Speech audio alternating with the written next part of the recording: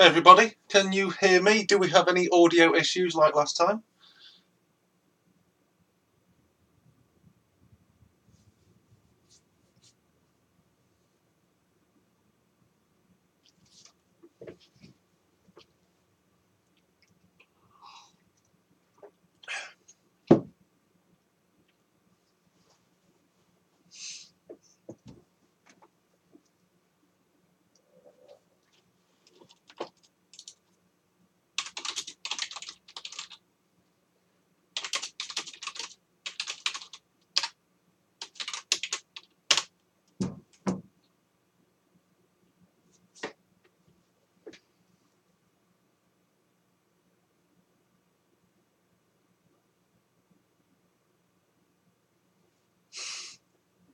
Hey everybody.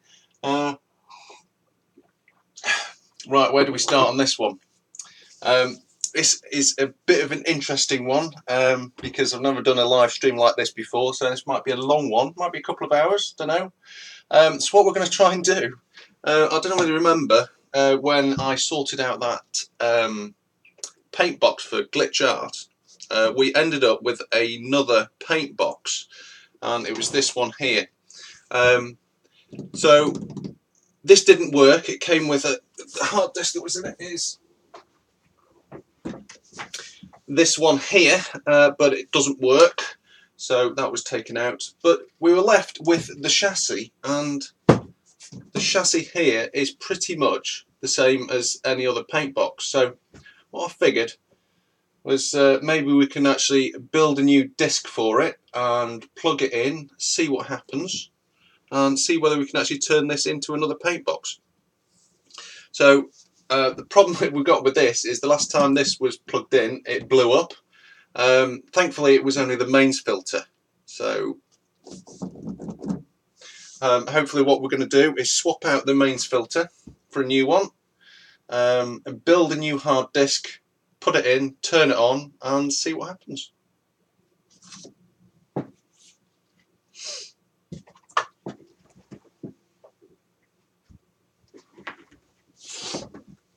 Right.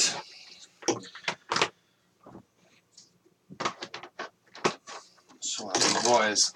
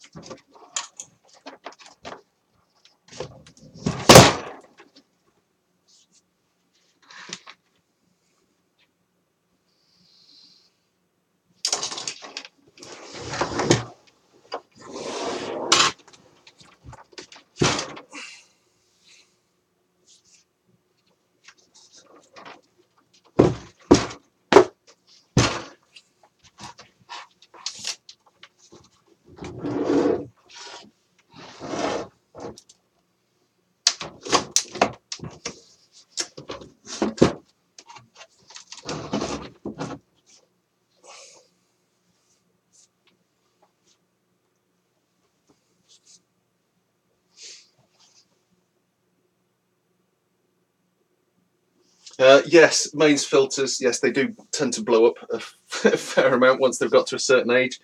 And this one did. I think it is one of those Schaffner ones. Schaffner.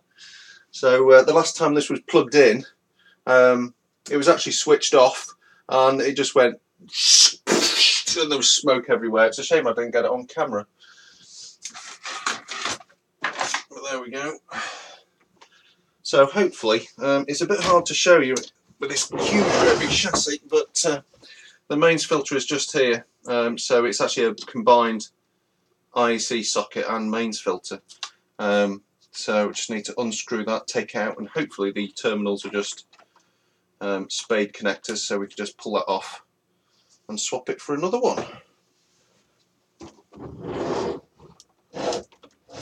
Oh, it's so awkward, this thing. Right. Get the right size screwdriver.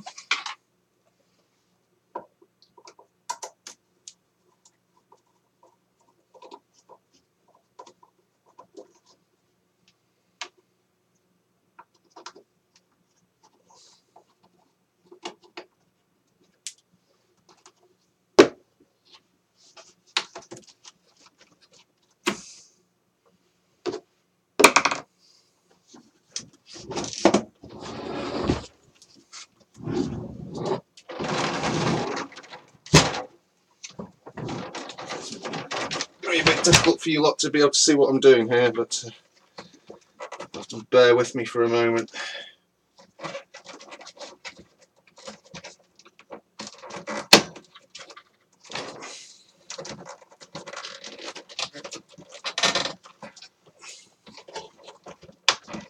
Fortunately, it's got a rubber boot on the back of it, which is making things a little bit awkward.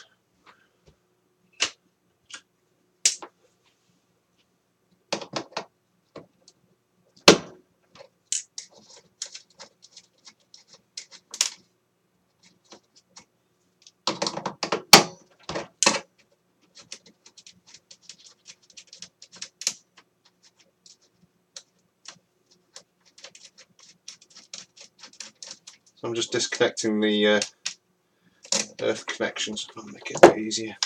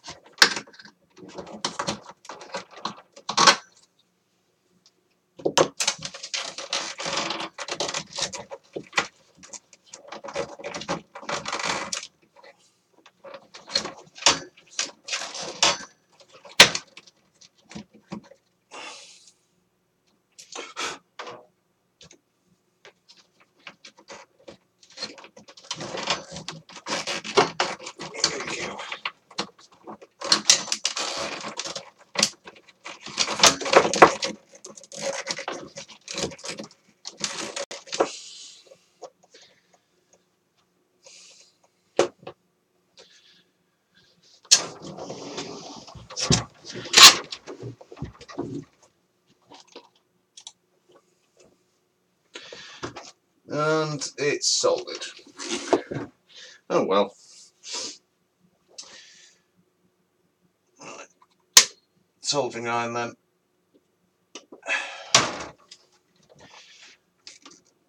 Yeah, there's a nice big burn mark on there.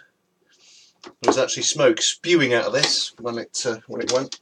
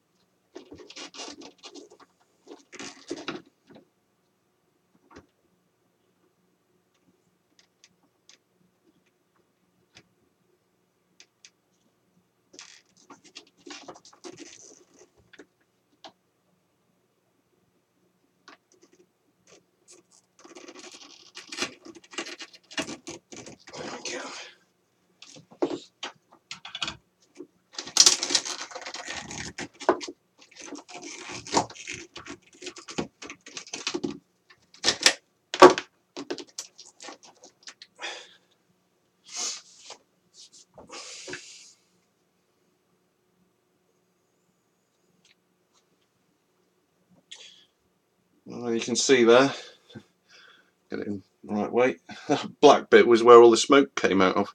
Not quite sure how it came through the metal can, or maybe it came out there. And yes, it is a Schaffner one. Thankfully,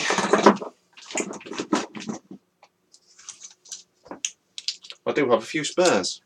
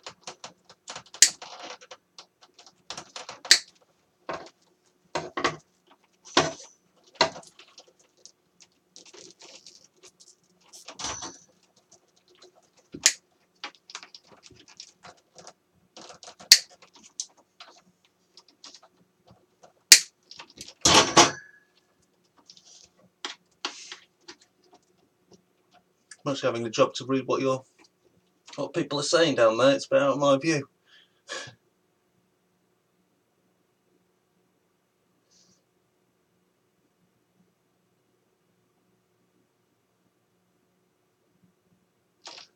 Right, anyway. Now should I put a crimp on these or solder it in?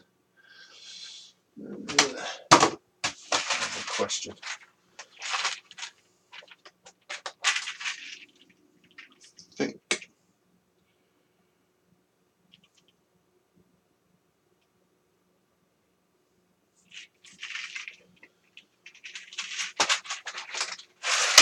I think it's probably going to be easier just to solder this new one back in.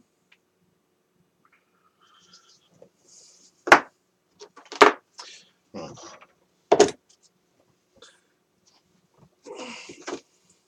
Oh, why are Paintboxes so big?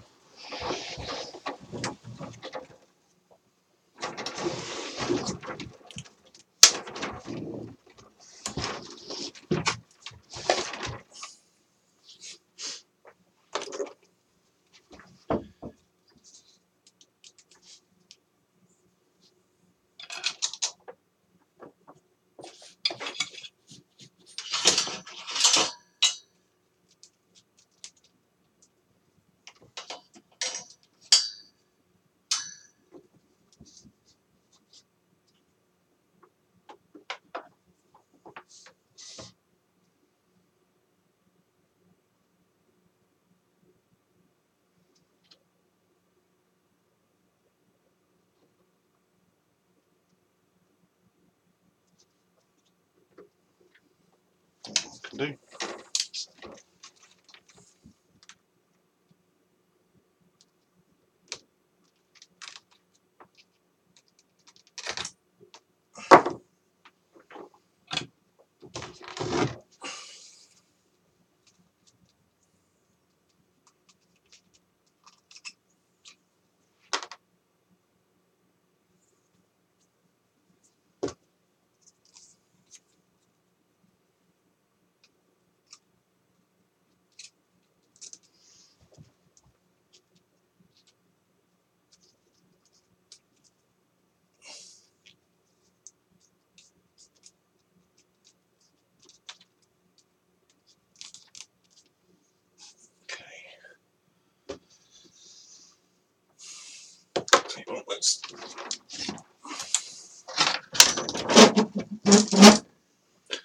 Well, I've got somewhere to work on.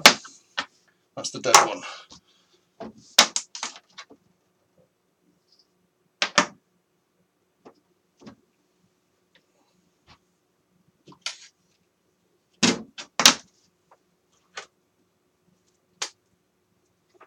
So what I'm going to do is just solder on the wires back onto this. So hopefully this one's not dead as well.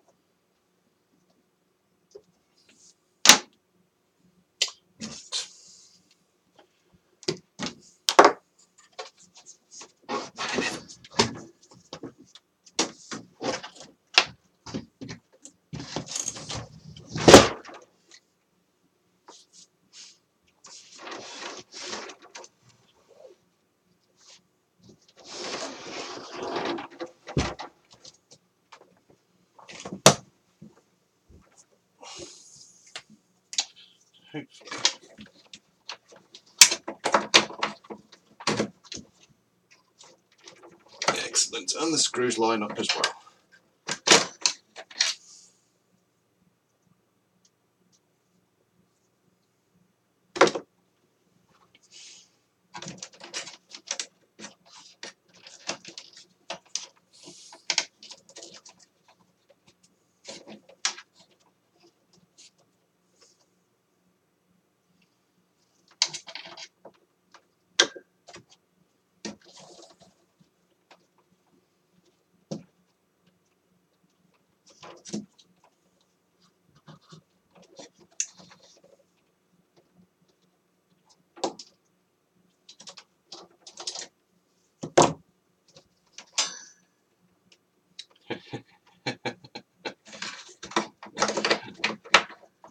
That was nearly a mistake. Let's get that boot on there as well, don't we?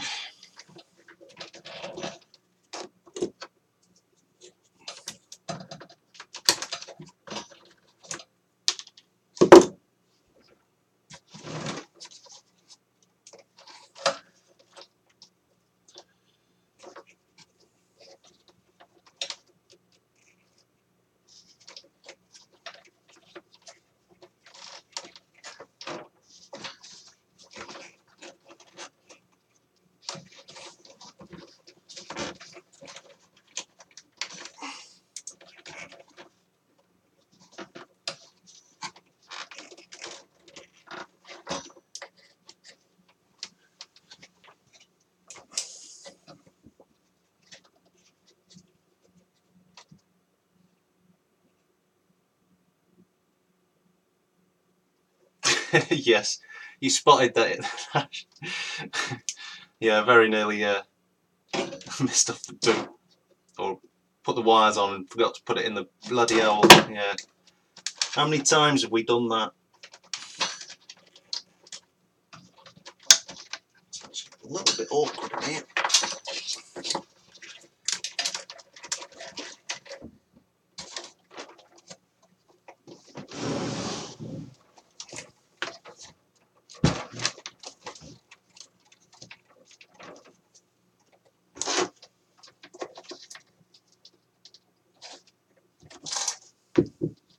I'm just trying to get the wires over the terminals at the moment because they obviously they were soldered up before, so they're all covered in solder at the moment. I just need to tweak them into the right shape, hook them into the tabs. Just proving a little bit awkward. Yeah.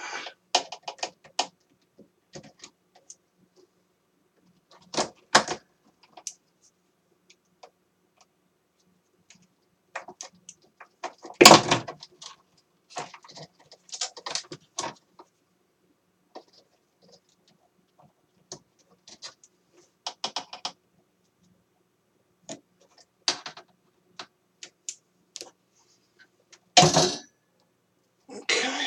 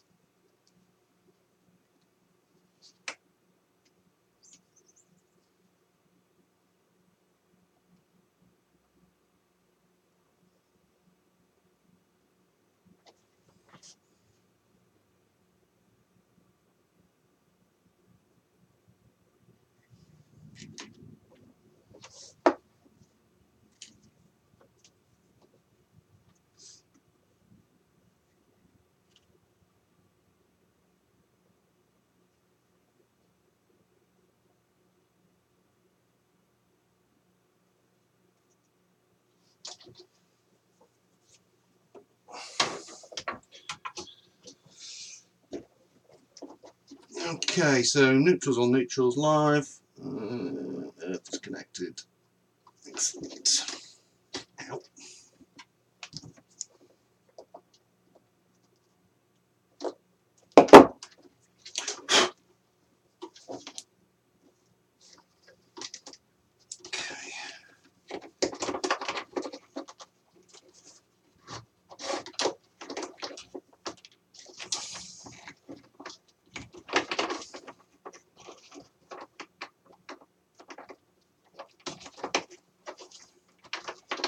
Try and pass that wire back through the boot.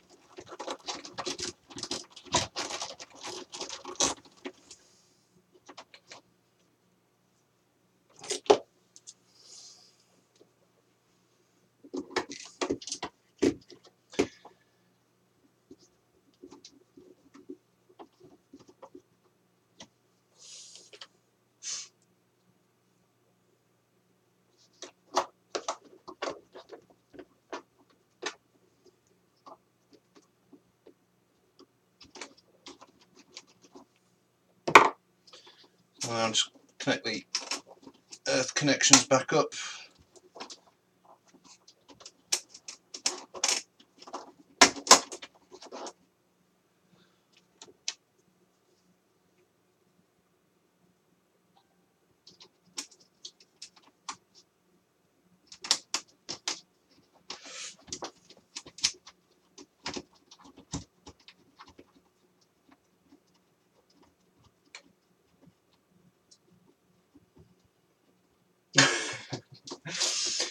What size is my solder then, Ash?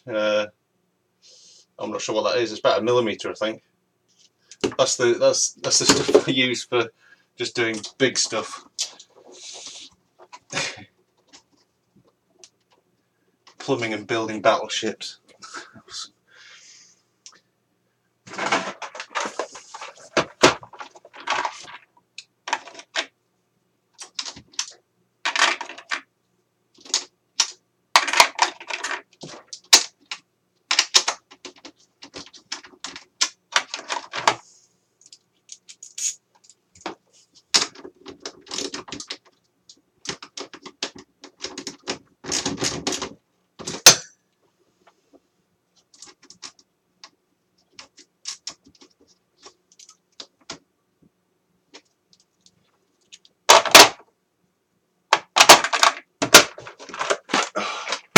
Right.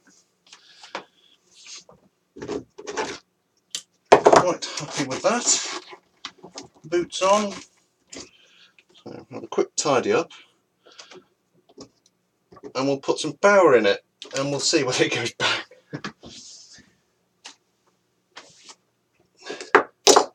Right. That one we'll chuck in the bin. And hopefully we won't need those ones.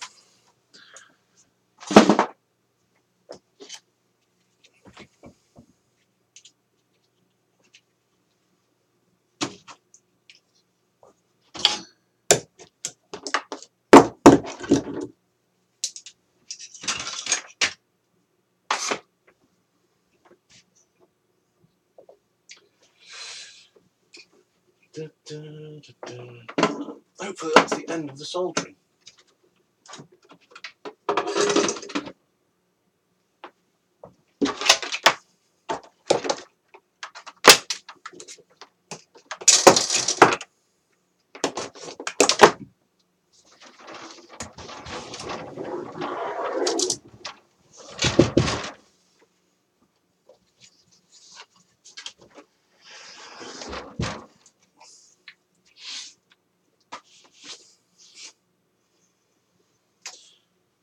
Right, I suppose we can plug some power in it.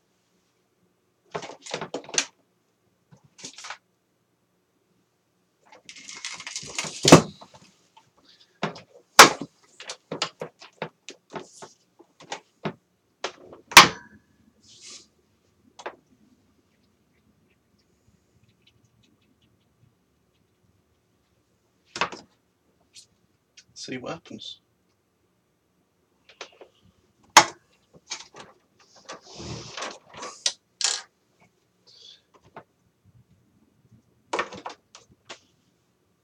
Well, it didn't go bang.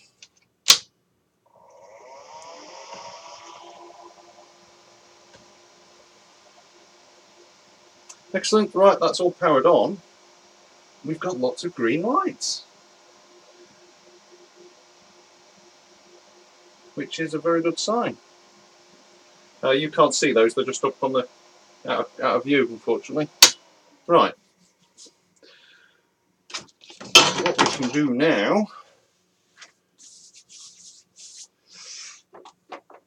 Oh, I've skipped over a section there, haven't I? So we are now going to plug this into my computer and actually see what comes out of the diagnostics port.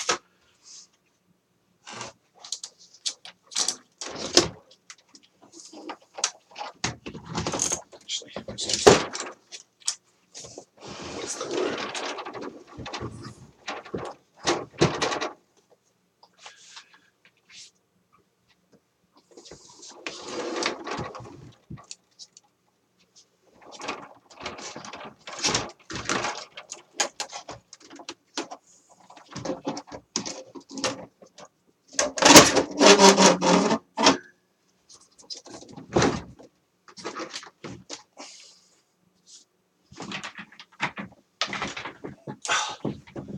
Right, I can actually see my screen now. What have you all been saying?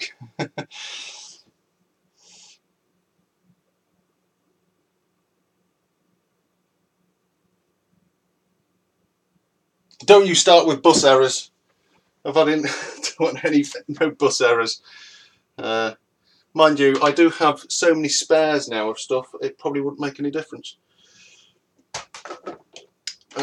Just in case anybody's new here, when I was trying to get my old Paintbox working, it suffered from bus errors for months and months and months.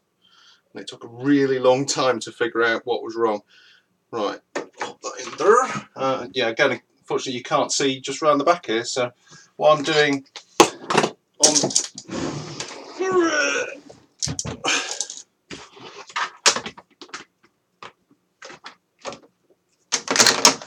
See if we can get this into view for everybody. So, round on the back here, we have 3 serial ports.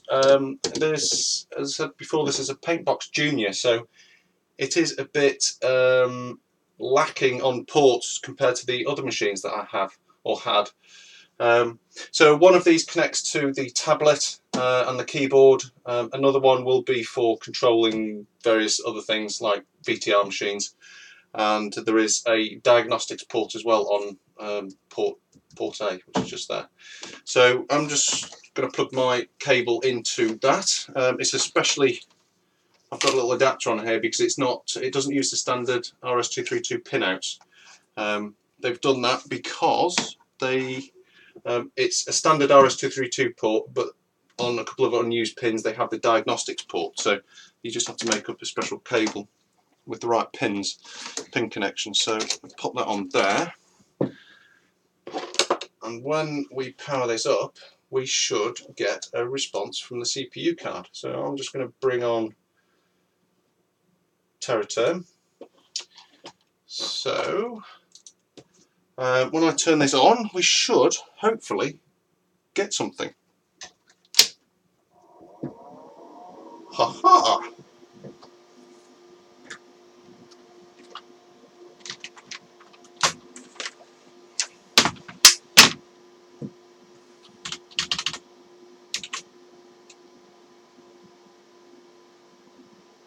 Excellent.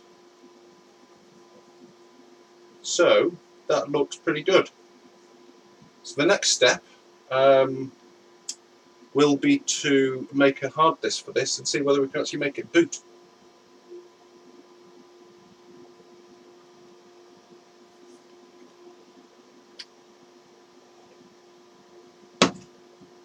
So what you're seeing actually here is the built-in ROM. So they have a thing called the AFS monitor.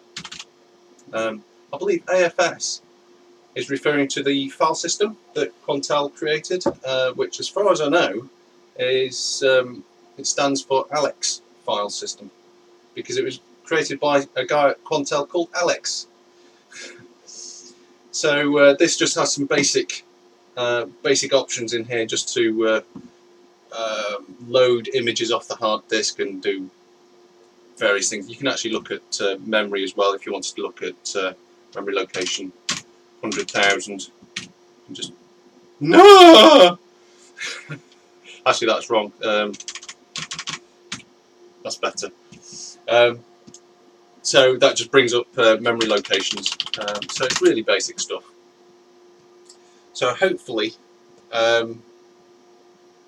once I get a hard disk on this, I can actually do things like you can see here, load software from disk and index boot files and things like that. So then what we need to do now is switch this off, switch over to my other Paintbox, and we will format a new hard disk, install the software on it, plug it back into this one, and we'll see what happens.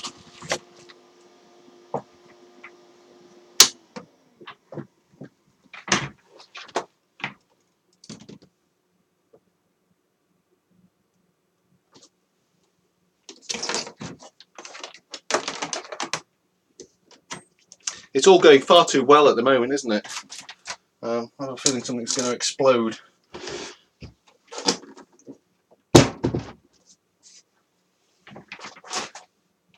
Right. I shall be back in a moment.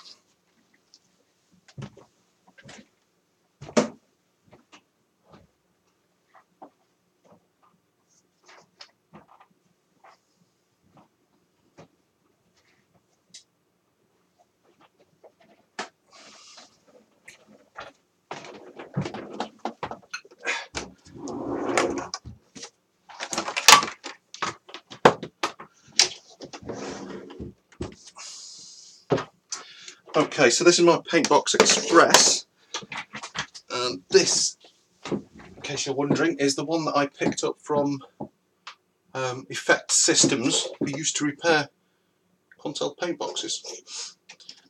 So originally, if you've been watching my videos, you'll know that this one used to be a Picture Box Express, but it's now a full Paintbox.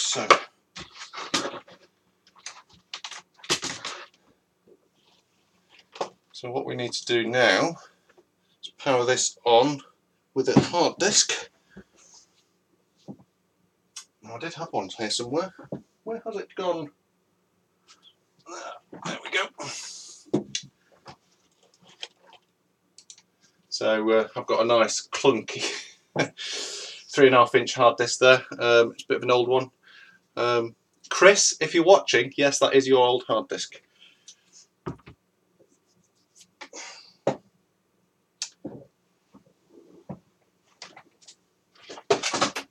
So what I'm going to do is connect this up to the SCSI port on this. It's got an external port. Unfortunately, you can't see it because it's off camera. And we shall boot this up and hopefully format this. Now I just need to configure this drive so it's ID 2 or something, because at the moment it's ID 0, and I've already got a drive in the system that's ID 0. So we want J7.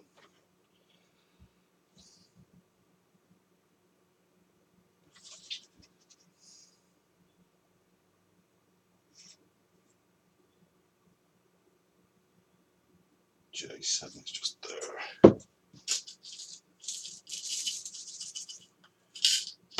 Isn't it funny how nobody uses jumpers anymore? It's a bit of an old thing, isn't it? Everything's software configurable now, isn't it? Back in the day, that's the wrong size.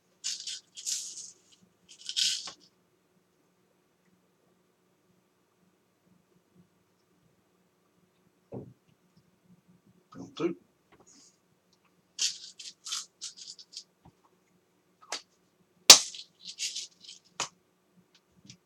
So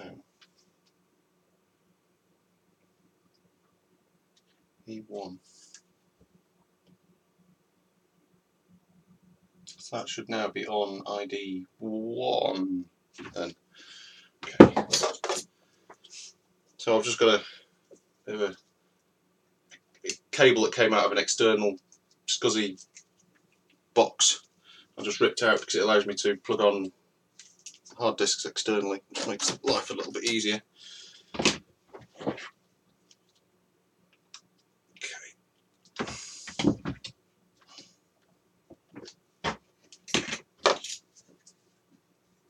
Don't forget the terminators.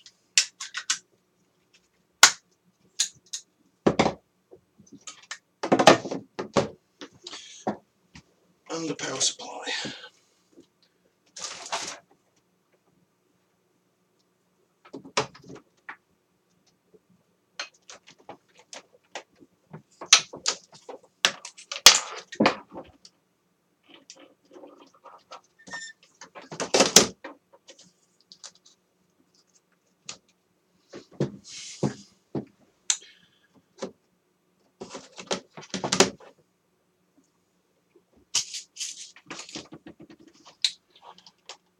Right, if we bring back Terraterm,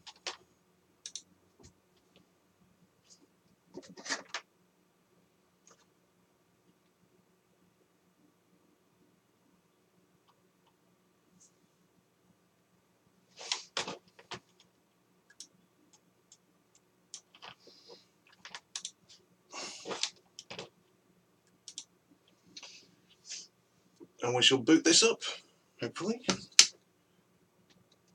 Do we have live?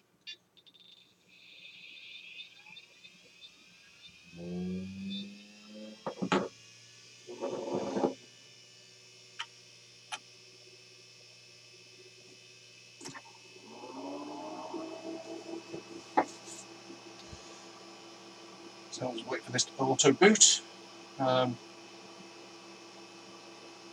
While that's doing that, I'll mention that I've actually got the network working on this Paintbox as well, which is kind of nice. So I've now actually have a network interface on it. Interesting how it works. I might explain that at some point, but not at the moment. Save that for a future video.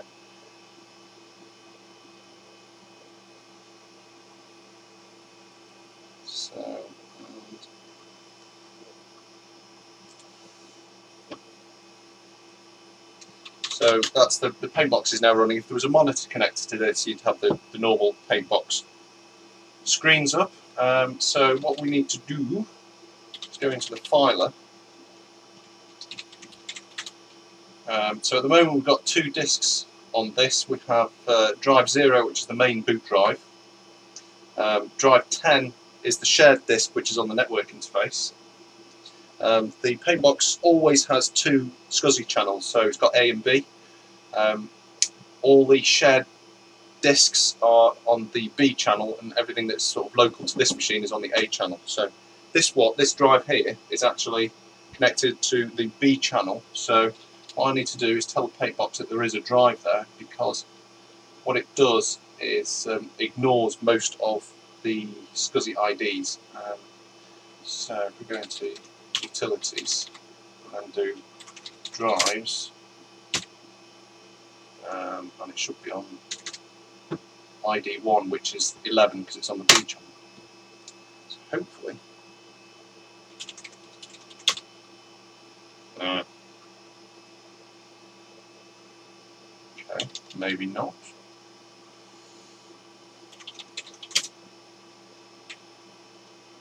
Try 12.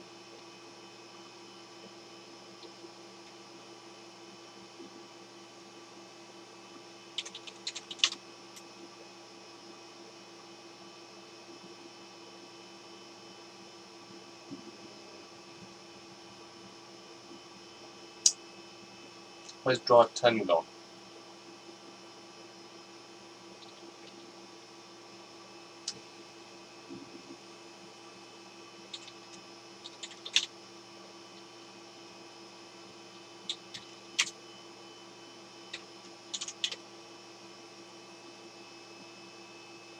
Oh, that's not right.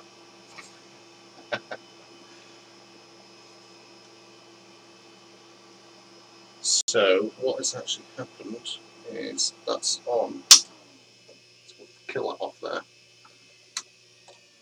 This is on the wrong SCSI ID. Annoyingly.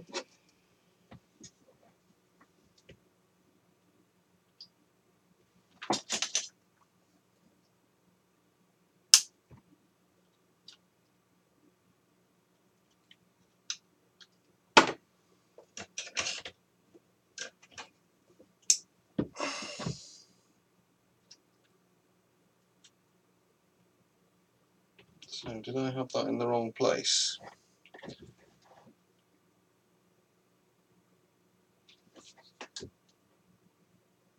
Yes, it looks like I did. The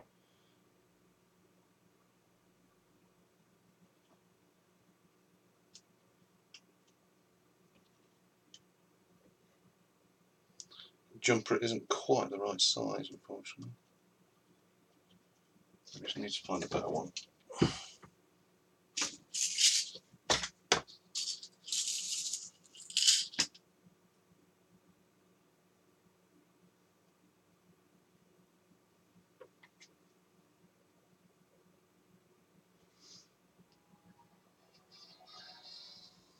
Oh, my phone's ringing.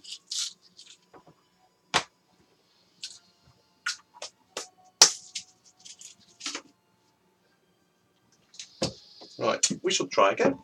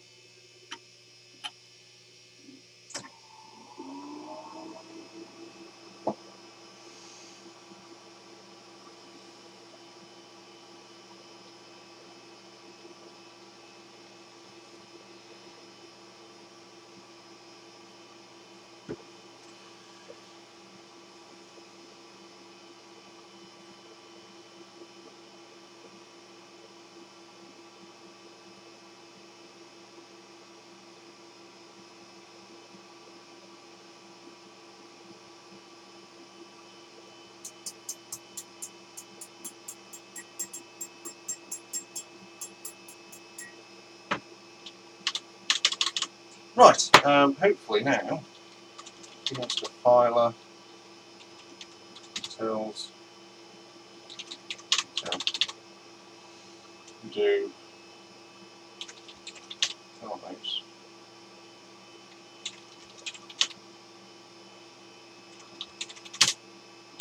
So hopefully it should be on 11.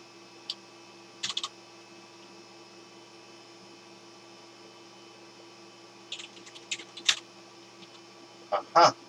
Yes. So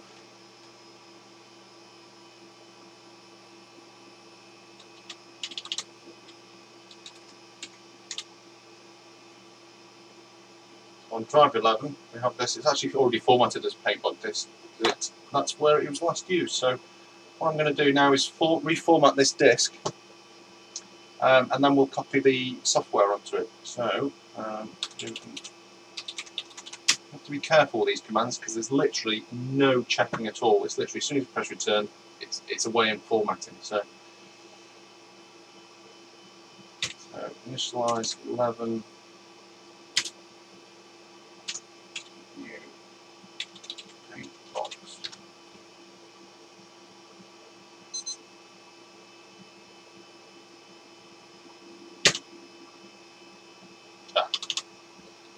Mounted amount. So if we dismount 11, try that again. I should format the disk. It's more like a quick format, to be honest.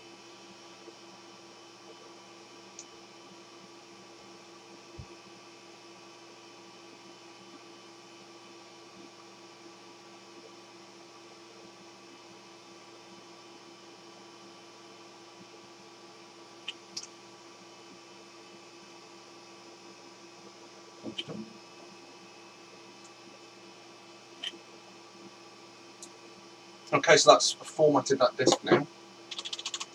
And so if we do F list 11, there should be no files. So what we need to do now is copy over some suitable software. Now the way the Paintboxes boot, they have a boot image, and it's literally just a straight flat file that gets loaded off the hard disk straight into memory, and then it's executed. So they are special files that are bootable, but unfortunately you need the right one. But thankfully I've been collecting them. So because I wasn't able to recover any data off this old off this disc that originally came in this Paintbox Junior, I don't know if it's actually uses exactly the same software as other Paintboxes, or whether it's a different version of the software. So what we're going to try doing is just copying across the software that was used on the other system that I sent to Glitch Art. That was an earlier system, just like this Junior one, which is the version 8.18 Paintbox software. So what I'm going to do now is just copy that to the new hard disk. Copy 0.61.1. You don't use file names on the Paintbox, it's all numbers. So you can see here, #0 means drive 0, 61 is the file number, and then the extra 1 is the generation. So if you overwrote this file, then that would become 61.2. Not quite sure why they did that, but let's just make this. So destination is drive 11. So that will copy that onto this new drive.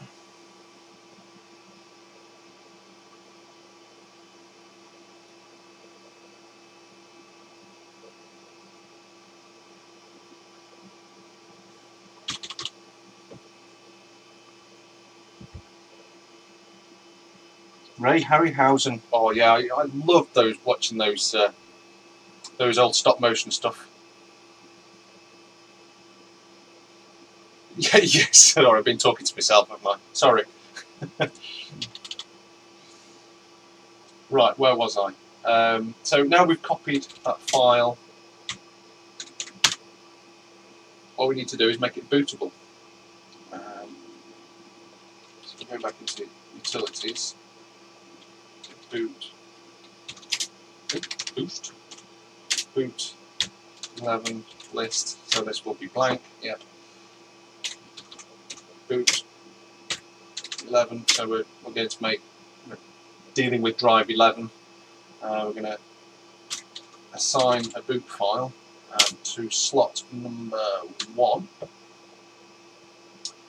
and we're going to assign it the file that we just created, which will be drive 11.3.1.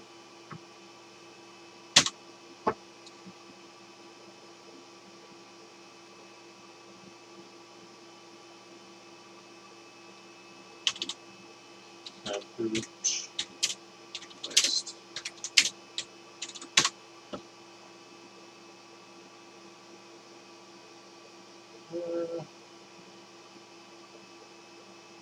It's not what I expected.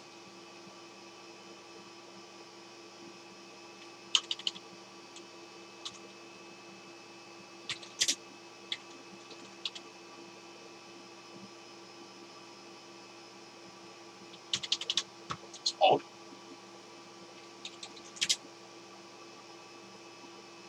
Oh, that's because I did it the wrong way around. That's better.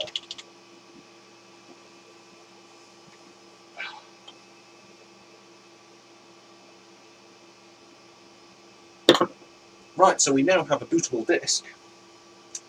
So we can now shut the system down by turning it off. And we will go and get the old Paintbox. And and then it'll be a moment of truth.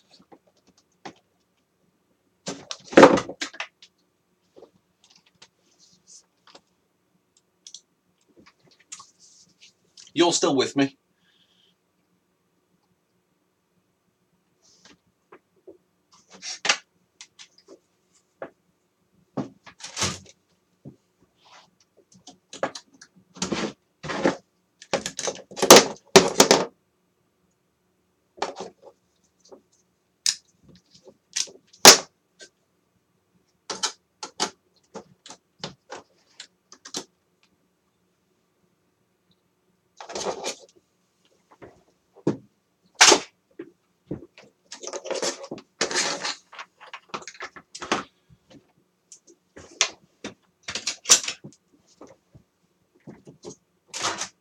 Right, now I've got to lug this paint box out of the way again.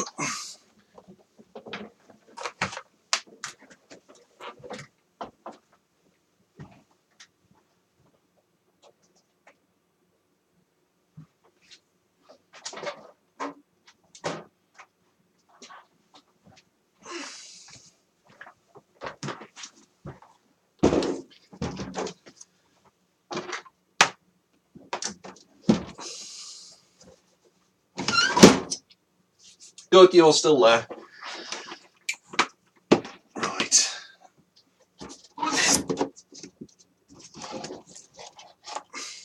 So, back to the old one. This so-called Paintbox Junior.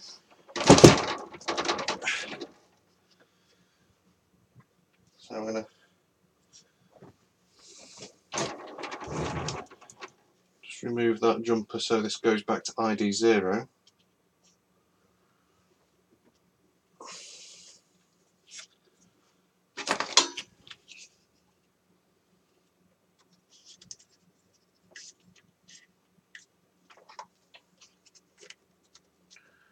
Plug that in there.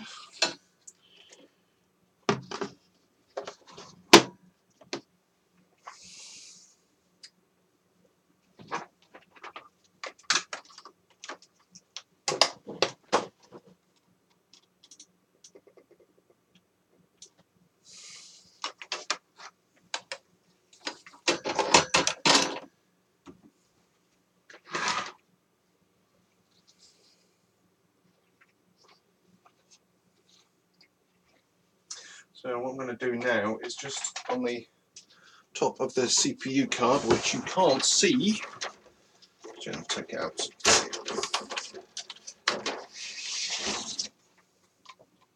So this is the main CPU card, unless there's a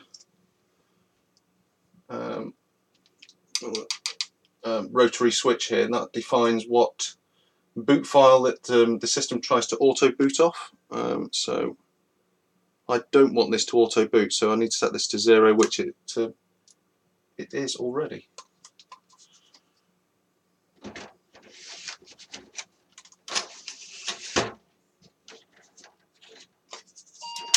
Oh, there's somebody at the door.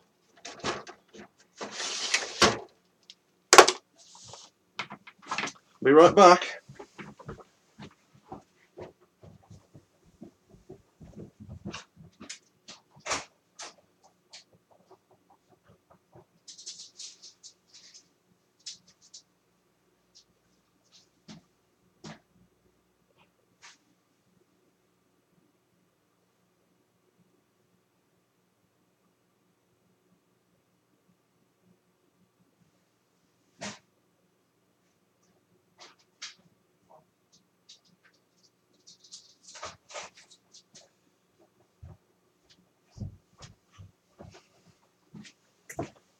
Sorry about that.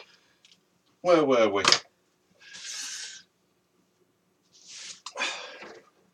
Just pop this card back in.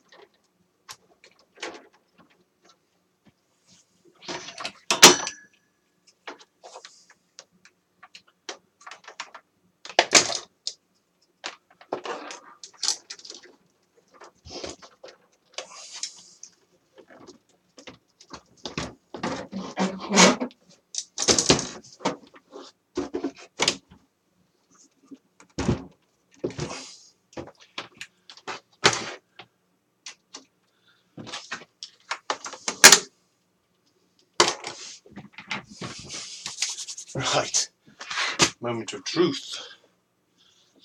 Put some power in it.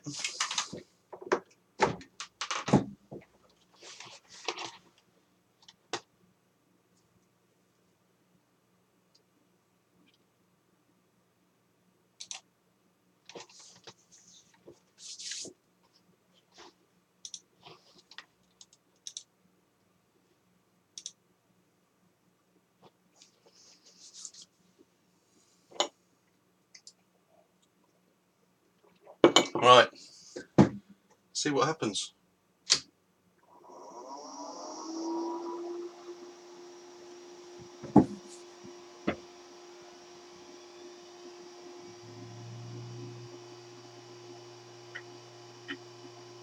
So,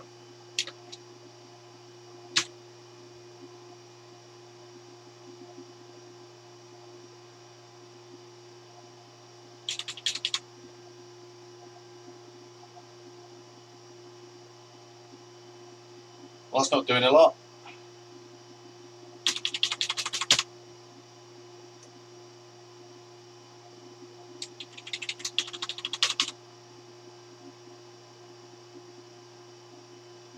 Device not ready.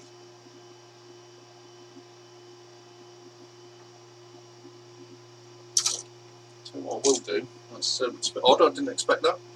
There's no terminator on the back of the SCSI port, so let's just see.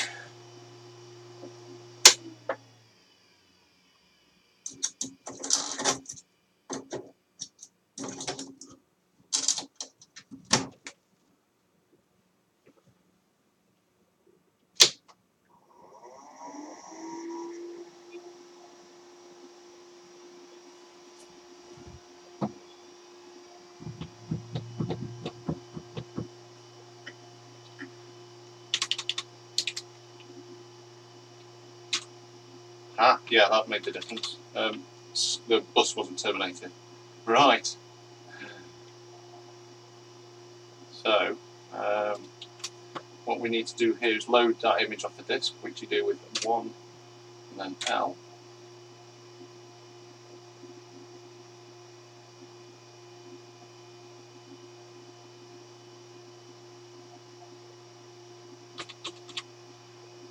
And to execute it, go to 400,000 and press G. See what happens.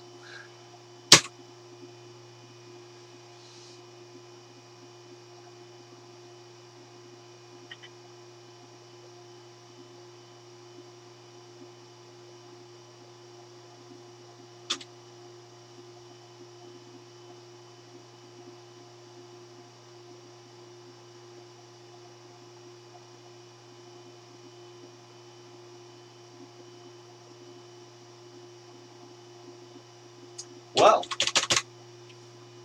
there's a few errors in there. But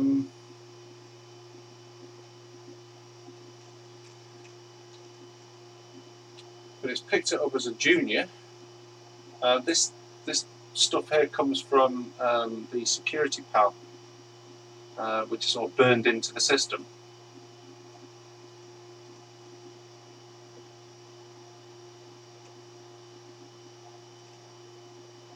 The time and date is completely wrong. I suspect the non-volatile RAM clock battery is completely flat. What else is in here? No passwords on volume. Clock is not ticking. Clock is not ticking. That's probably because the batteries are flat in the non-volatile RAM.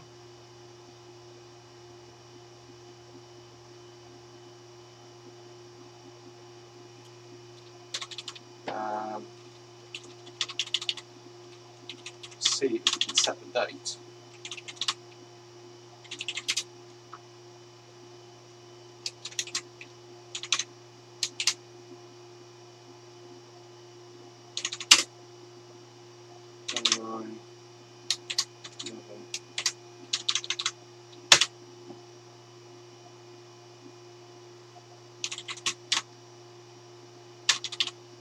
That's better.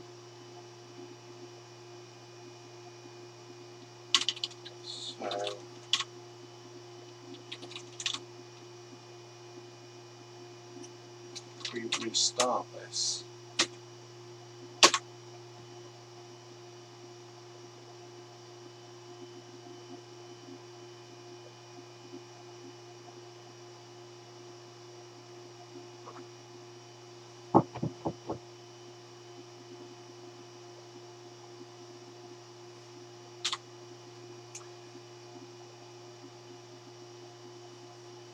Right.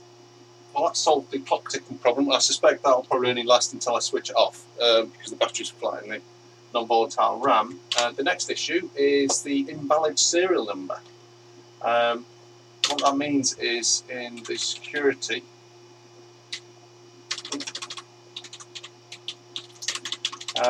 so to make these paint boxes work, they have a software password, which is a big long string of letters, and you need that to make the software work, and that is all tied into the security panel.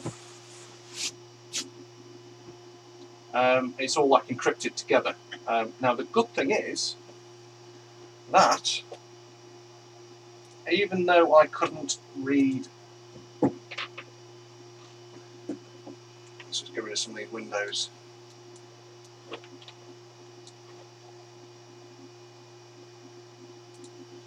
Even though I couldn't read this disk, I was able to read the first sector on it, sector 0, which thankfully does contain the software passwords.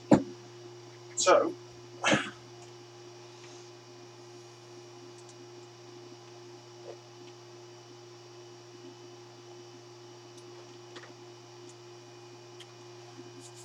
just need to find those.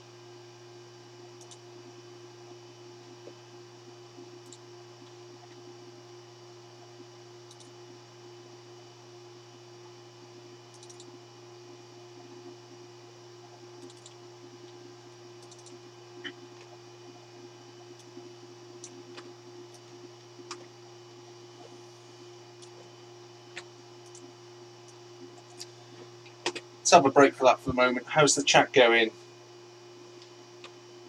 I've not been reading it, unfortunately. I'm just scrolling back a little bit.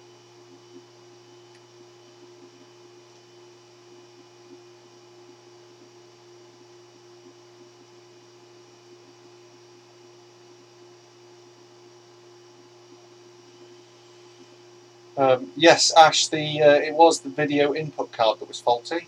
So once that was replaced, it did fix the old one. And yes, the older Paintbox is now in Portland, Oregon. If Drew from Glitch Art is watching, hello.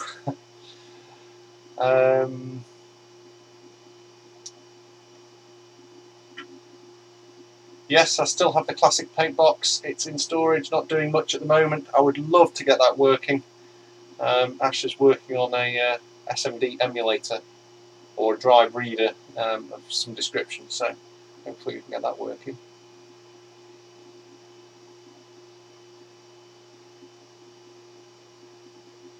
Hi there, Osprey.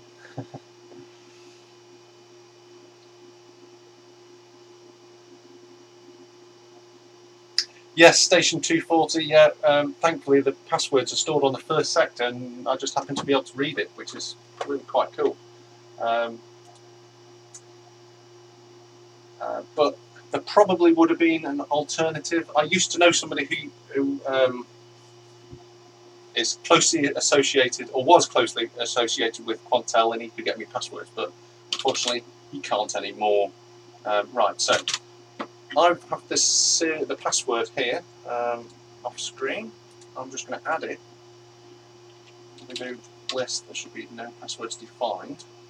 So if we do add DCF CCJ K7C CNR 5NB 210.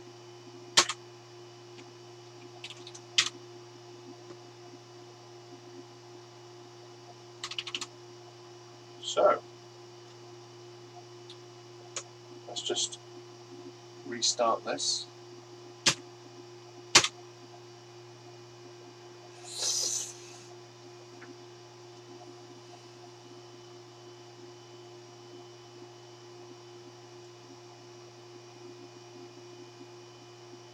No, valid serial number, no! Don't say that.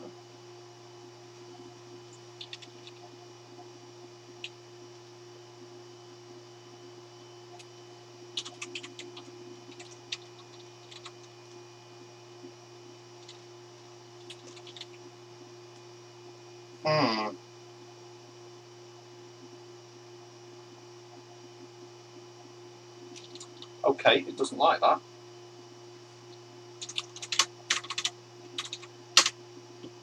Yeah, it won't let me run the main software.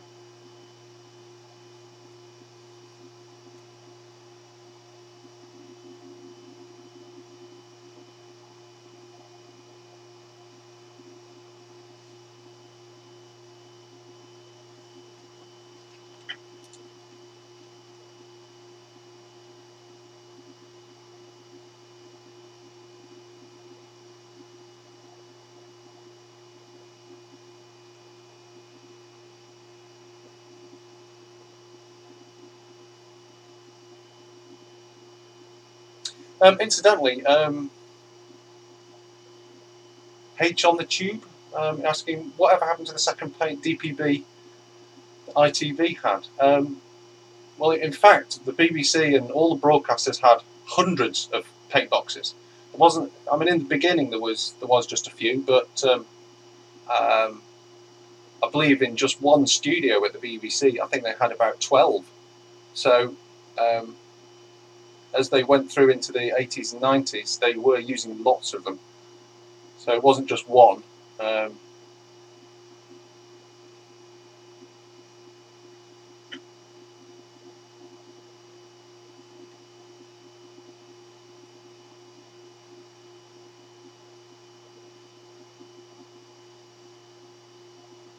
Yes, there would have been many paint boxes installed.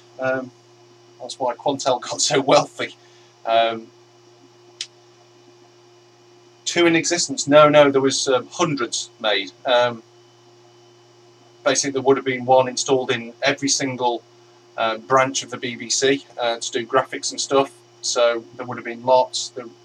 In different departments would have had different ones all to use. So there are, or there should have been, lots of them about, but obviously there's not that many left now.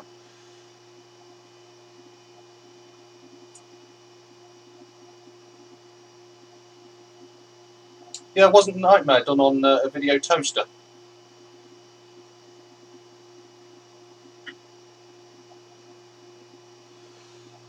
Right, it looks like, getting back to this, we have a problem because it doesn't like that password for some reason. Why that is, I don't know. But we have we have a plan B. Because what I did with what happened with the rest? Sorry, I'm getting interrupted here. So what happened with all the rest of them? They were probably scrapped, unfortunately. They would have been decommissioned and thrown out as junk, probably, which is a bit unfortunate. Password corrupted NB RAM problem.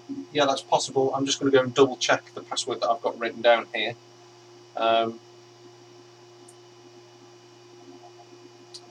Oh, right. Dulux Paint. Yeah. I kind of don't really remember Nightmare. I vaguely do, but not really, so I might be talking complete bollocks. Right. Let's double check this password.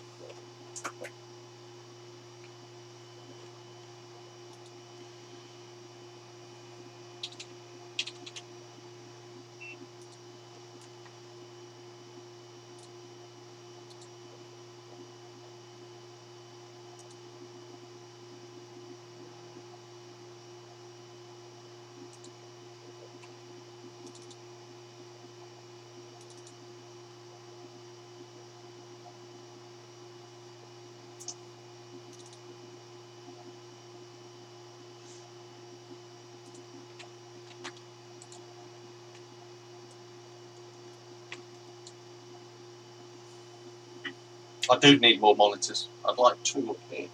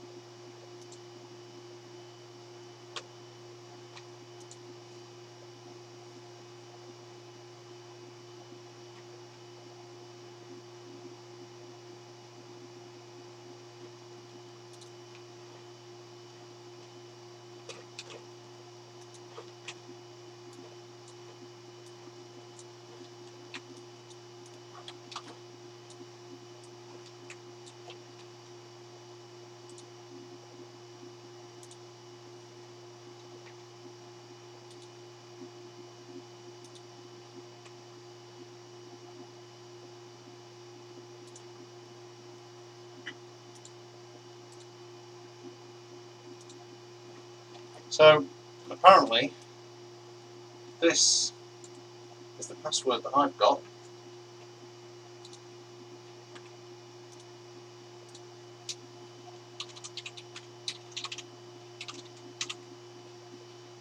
I don't think I've typed it in wrong because you can't type them in wrong.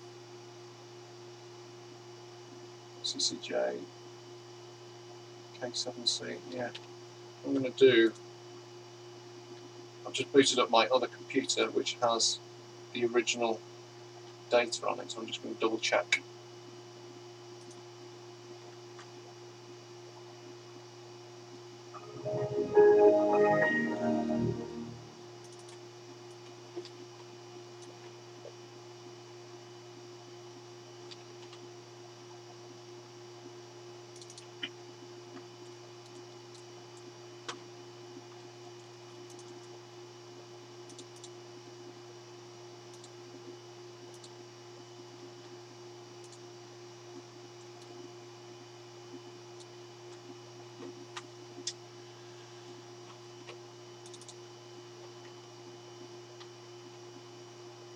So I think in here,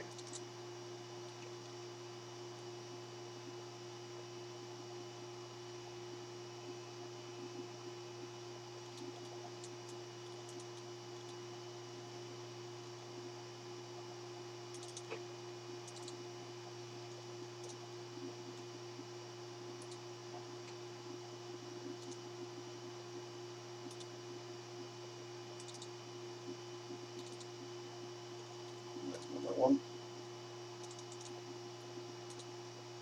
I think it's this one.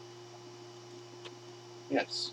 So this is Sector 0 that I managed to get off this, off that old 5 1/4 inch drive that came out of this.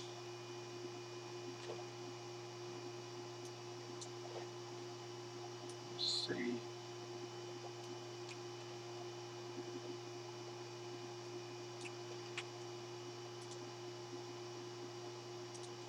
What does it say?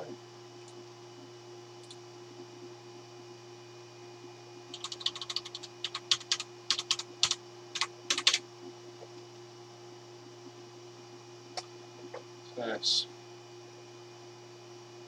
DCF, CCJ, K7C, CNR, 5NB, 2GF. I'm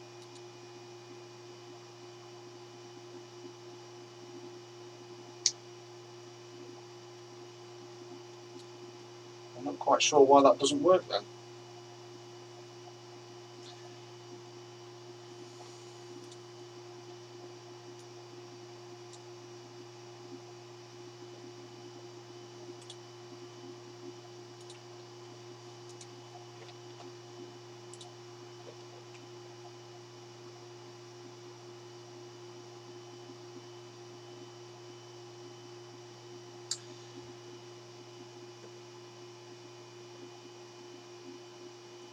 Just answer some of the questions here. On Paintbox, does the check of password need a time reference from RTC? Yes, some passwords can be time limited, but normally not the main password. It's normally, that's why the expiry on here says none. So the time shouldn't make any difference.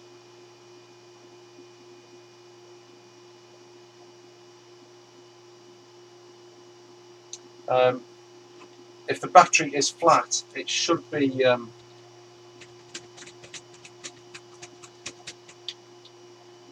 it should just ignore what's there. Actually, I'll tell you what.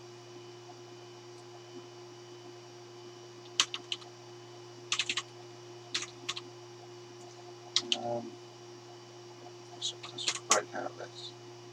Fix it. So I've gone back into the ROM monitor now. So I'm just going to check.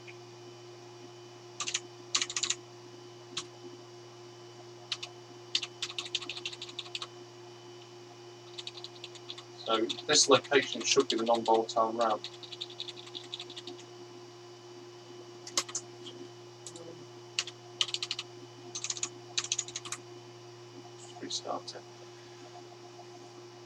I do have a plan B if this doesn't work.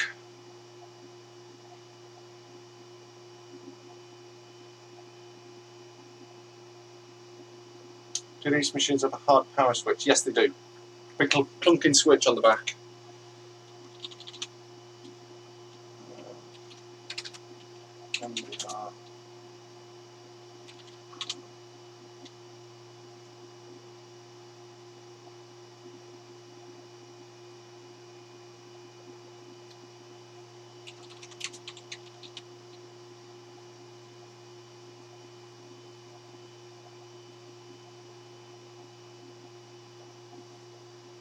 No standby voltage, no.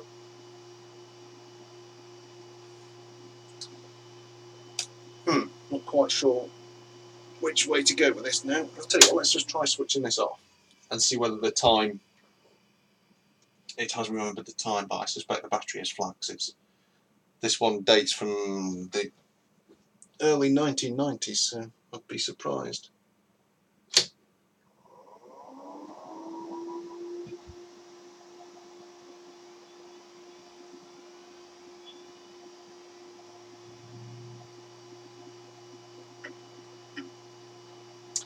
No, the passwords are just answering Peter Duty Word. I'm sorry if that's pronounced wrong. The passwords are recorded into sector 0, and that will be written there. So I don't think there's any loading issue. Let's just load the image back in. So I do have a plan B for this. I can actually recreate the serial number and replace it with a new one. So I could potentially burn a new security PAL and basically make a clone of the one that I sent to America.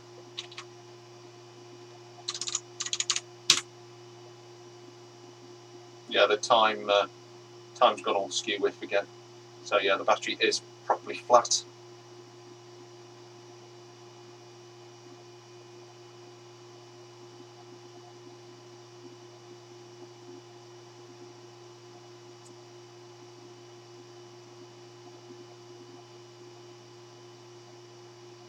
The non-volatile RAM isn't encrypted. To be honest, on the actual Paintbox, there's not really much in it that you need to worry about.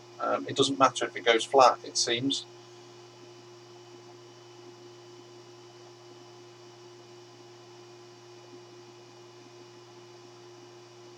Ash, from what I've seen, I've never found the passwords recorded in the non-volatile RAM as yet, but I could be proved wrong on that one.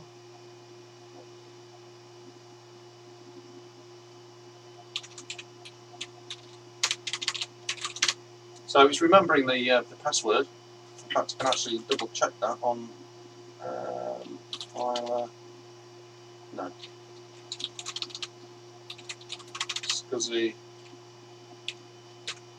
port what? No, yes. I'm just reading sector 0. So it is going to be read 0 display.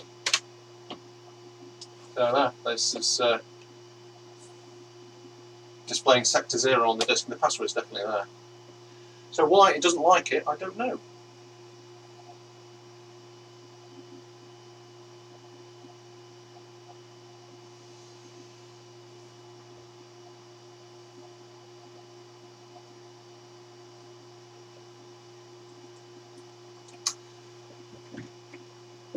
Okay, where do we go from here?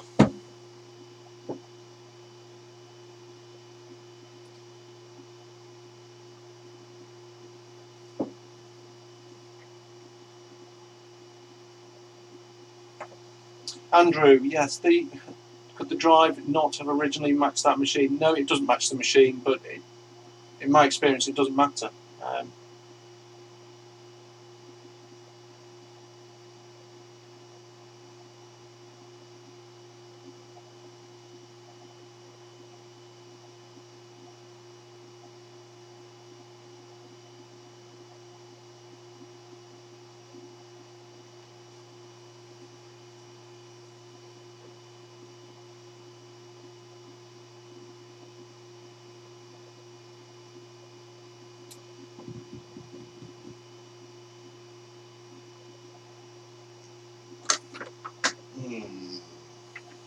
what should we do? Should we burn a new security panel?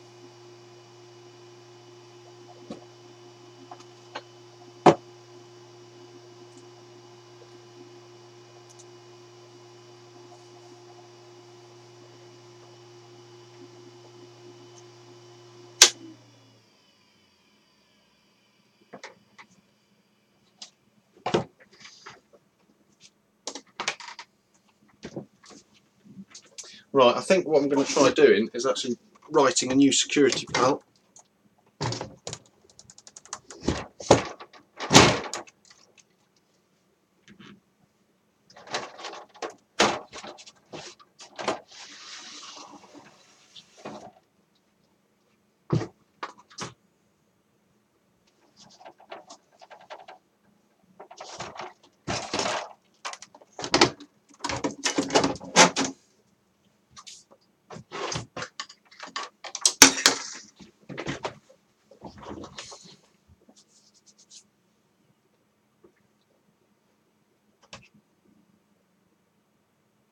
I'm just checking I actually have the right one in there. I certainly do.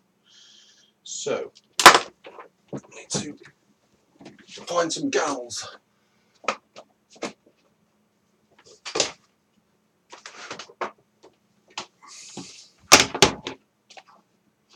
Ooh.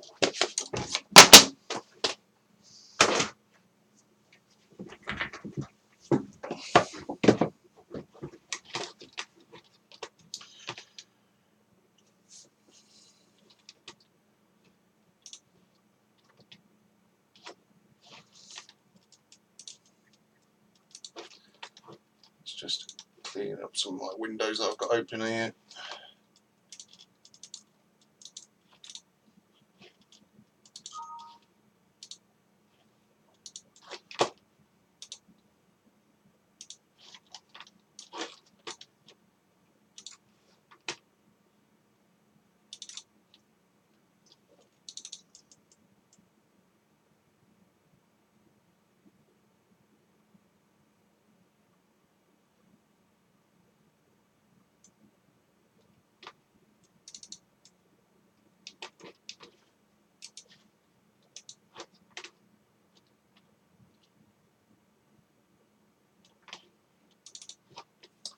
So what I'm just trying to do is find the security panel that I made for the old system, which is the one that I blew up originally.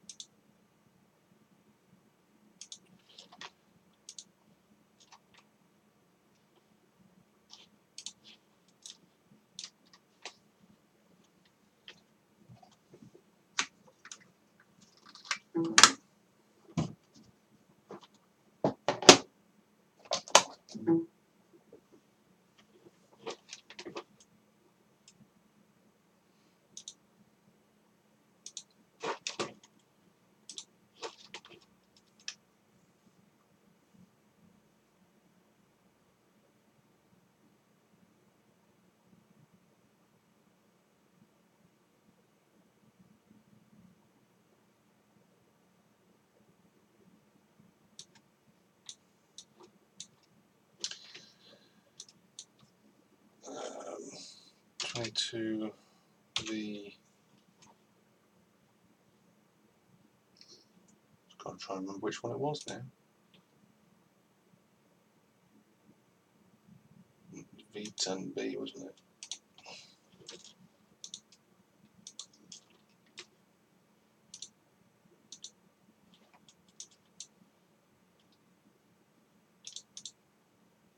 So this is just a copy of the old JED file.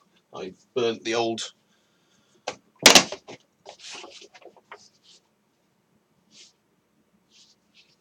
PAL with, so I just need to find myself a gal. Pick any old one.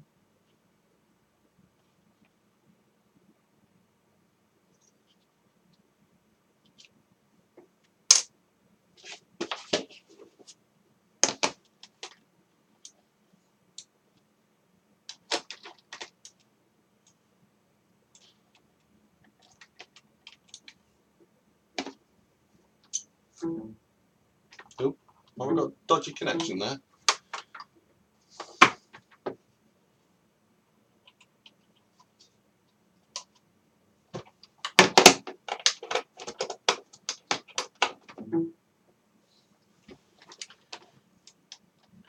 Okay.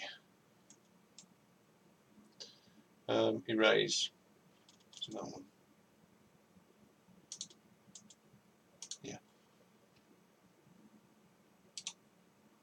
So I'm just erasing that gal. Ready to write in the new one. And then right.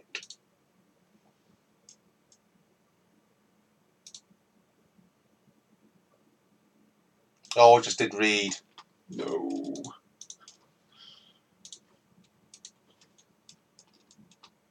Program, that's what I want. Turn the lock off.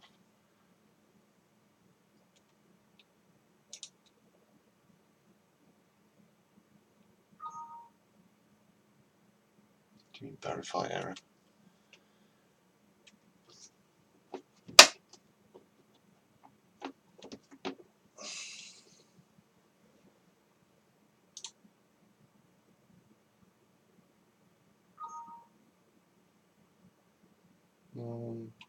Oh, am I going verify errors?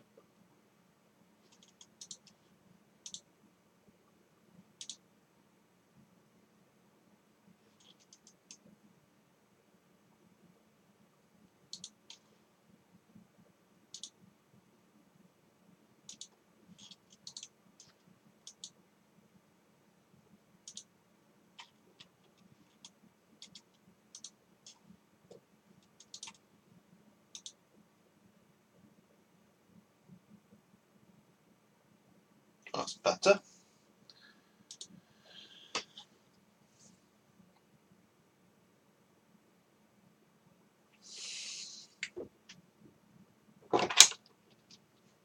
I'm just going to take the old security pill out.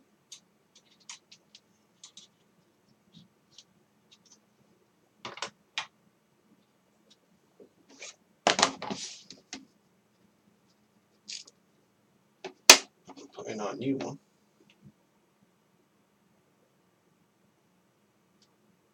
It's terribly bent pins.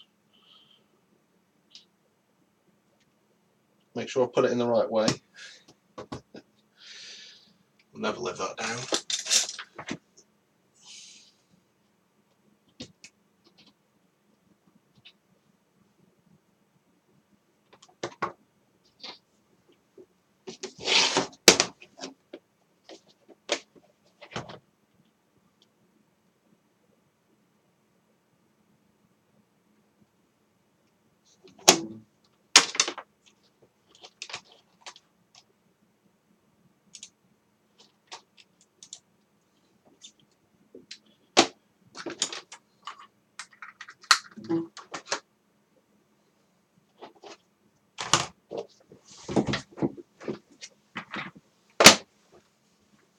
Right, so we have programmed that new gal.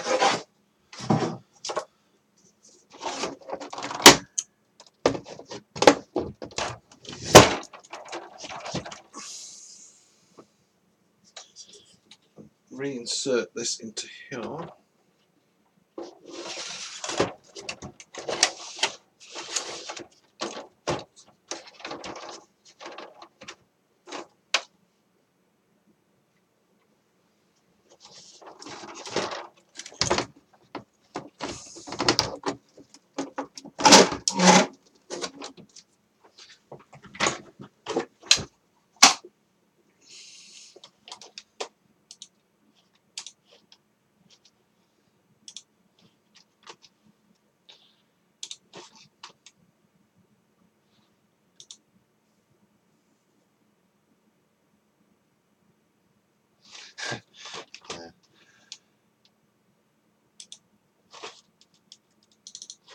Right, close down some of these windows, I've got too many open.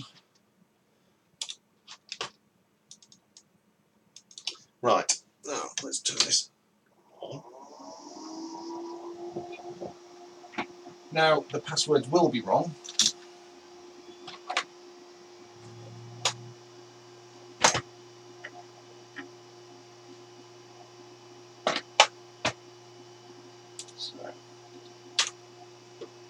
Paintbox.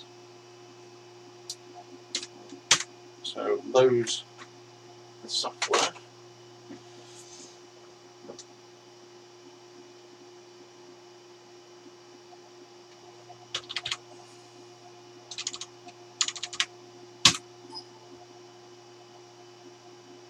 Why do you think it's an edit box?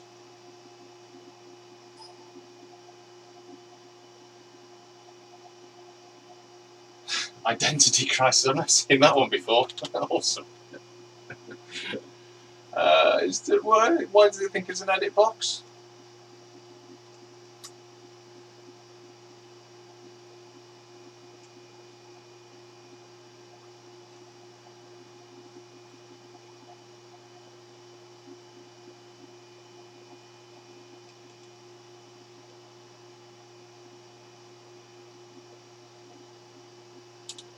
Ah!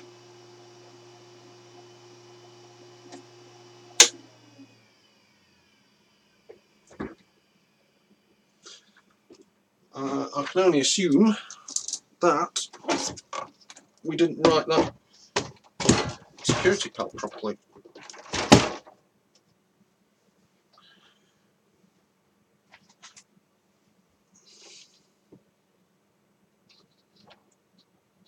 Let's try doing it again.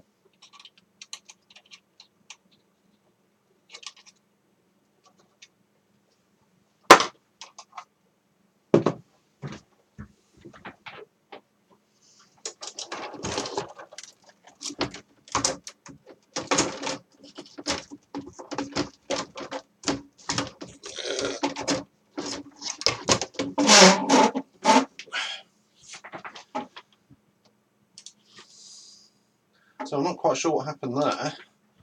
It thought it was an edit box, and interestingly, this security pal used to be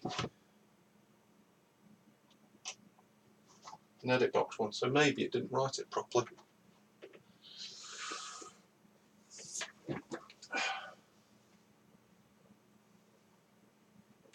Where did I just put the program?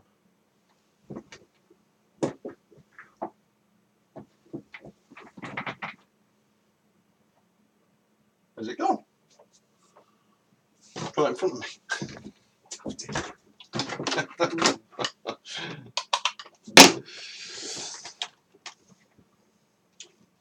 Looking for something that's already there.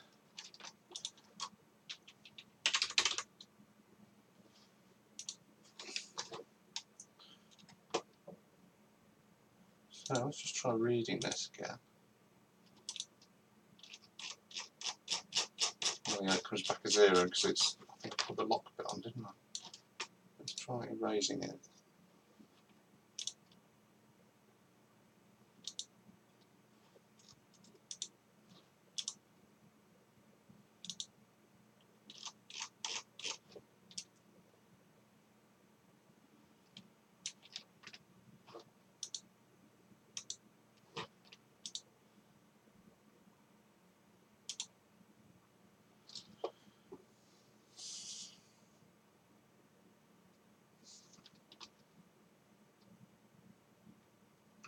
Try programming it again.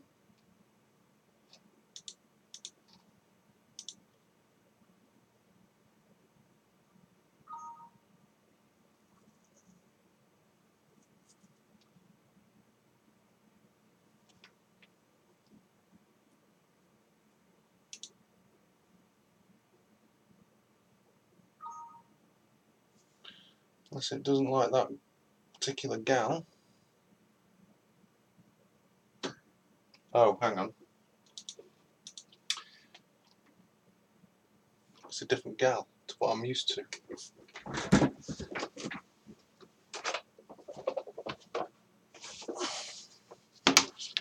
I think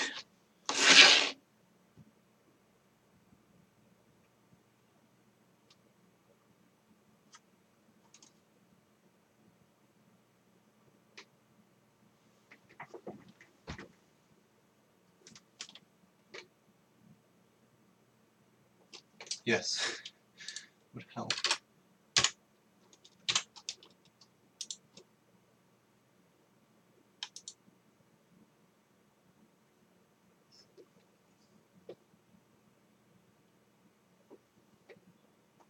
It would have helped if I picked the right gal to program. Right, so we shall try again.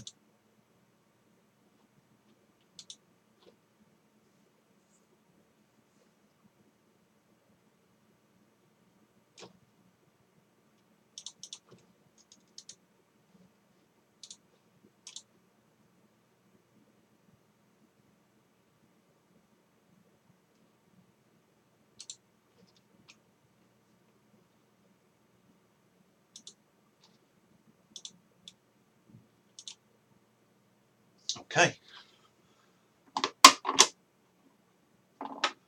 It looks like what I've done is picked the wrong. I thought it was a GAL 22V10, but it's not. It's a 20V8. So hopefully that's what the problem was. So put this back in here again.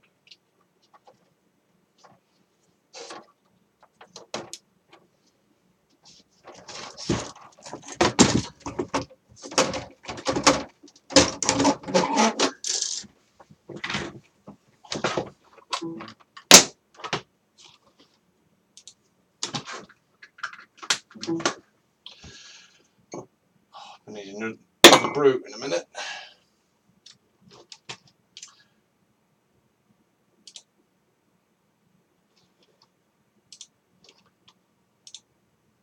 Right, we shall try again.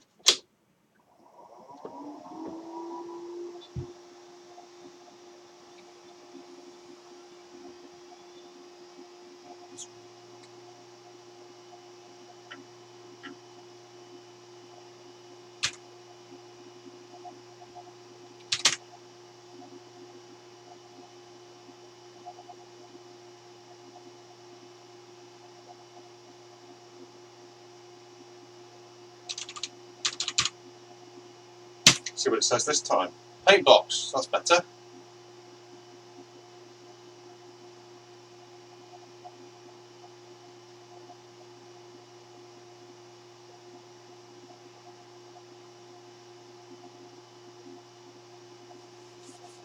Clock is not ticking, yes, I expected that. Time and date's all still wrong.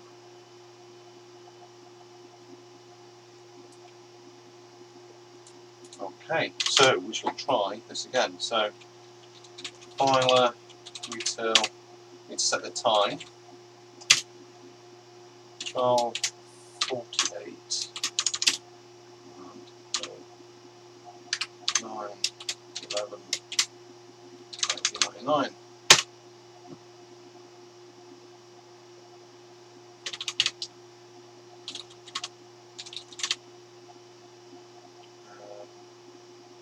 Let's just restart it now.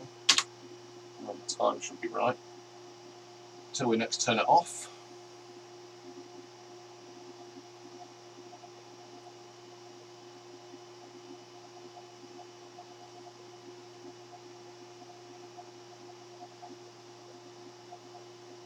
Okay. Into security. List. No passwords defined as expected. So now we need the passwords for 10352. 10352. Software keys.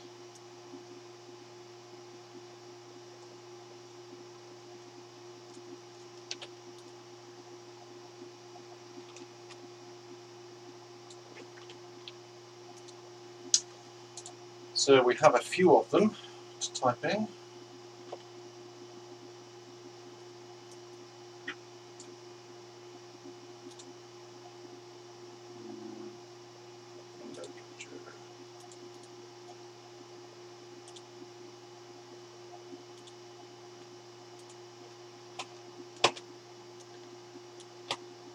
So I've just got to type in these passwords.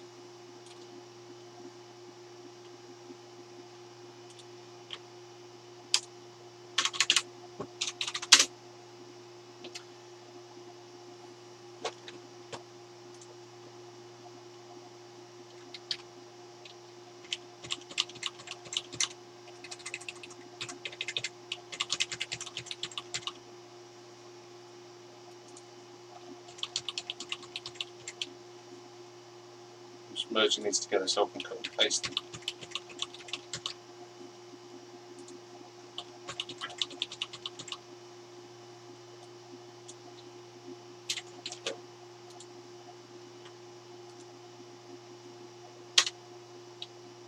Saving this font password. Okay.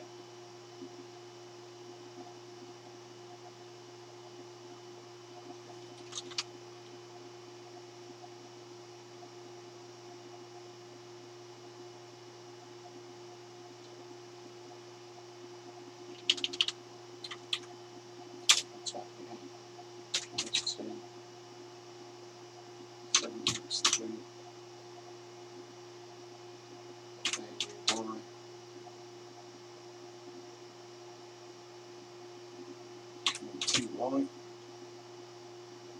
QBC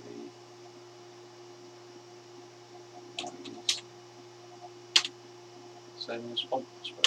What does that mean?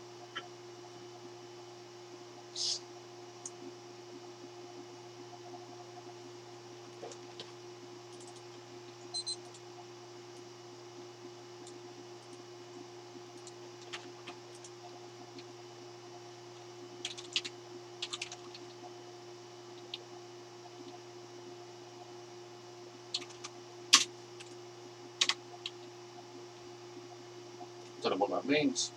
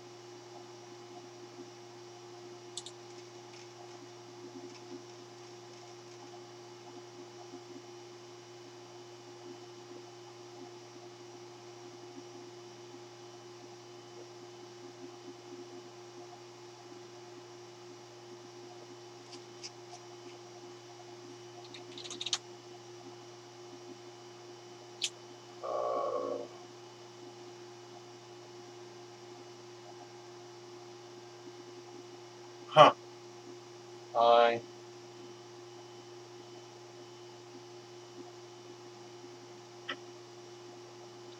I think the serial numbers are mixed up. On here we have my records. Machine serial number should be 10352, but it reckons here that the machine serial number is 12742. How odd. And the group serial number is 10352.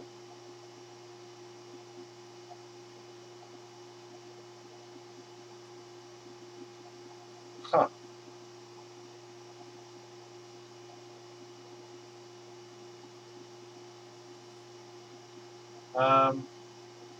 The only thing I can think of, Ash, is that when I created this GED file, I must have created it wrong and then corrected it afterwards. Possibly.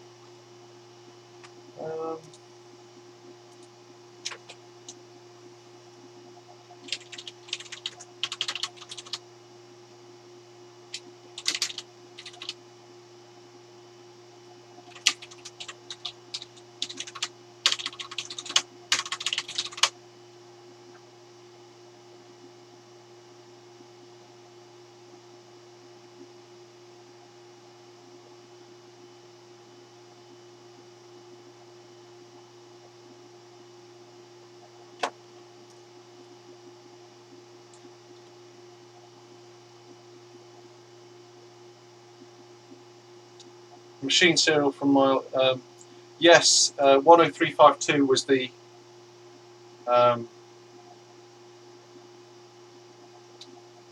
machine that you sent to me, Ash.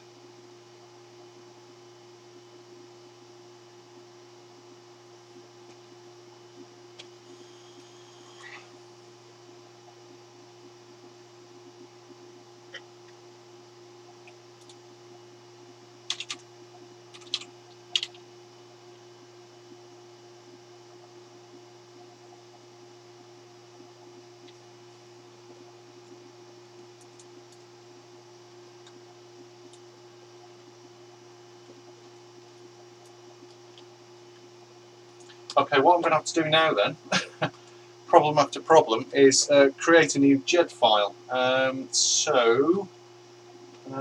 just see if I can bring up what I'm doing here. Get rid of Terraterm. Right. Rid of that. Let's see.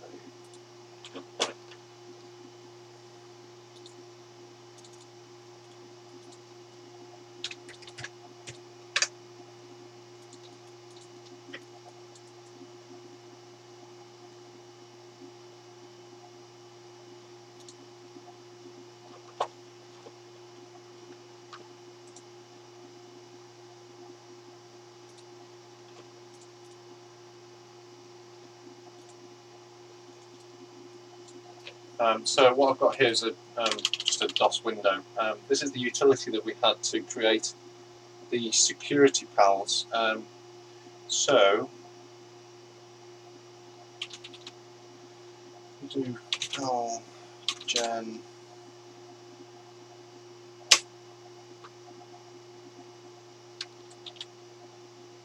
should be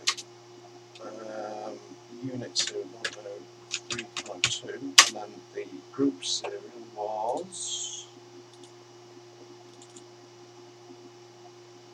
what was it? 12742. 12742.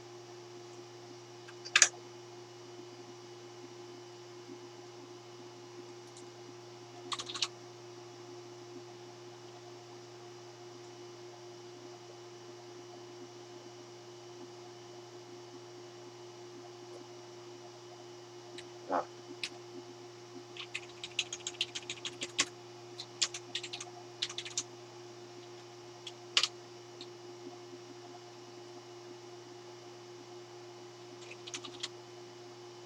Why is that not working? Oh, nothing's working. God.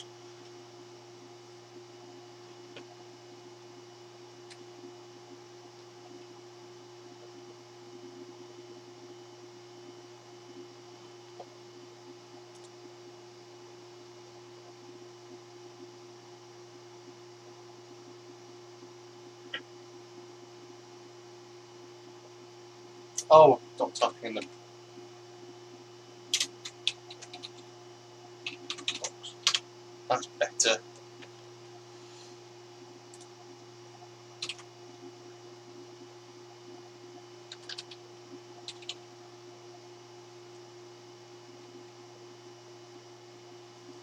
Right. So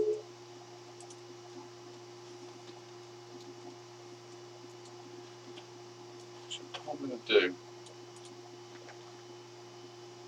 is remove that, do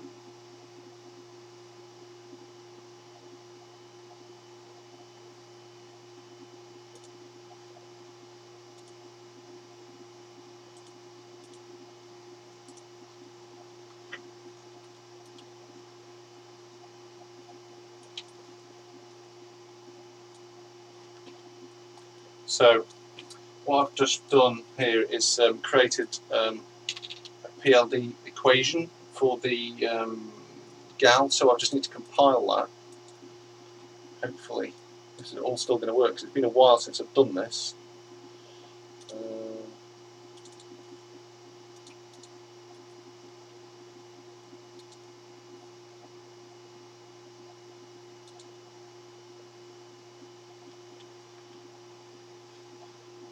Successful. Okay.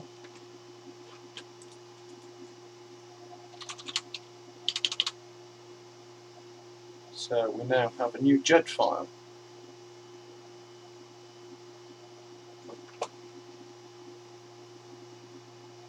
So we shall try again.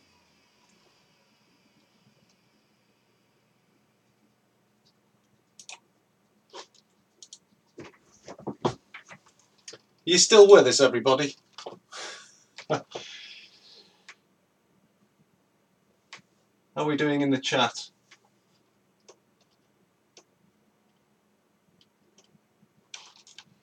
Actually, I should probably move this down to Here Be Dragons, which is very appropriate because nothing's working. Right.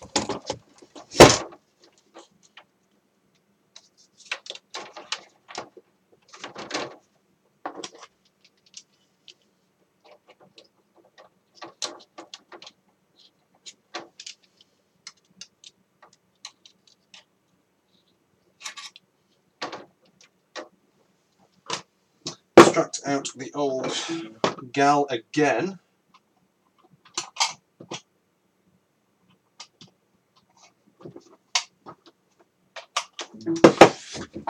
Sorry, I'm just a bit obscured by a Quantel Paintbox at the moment.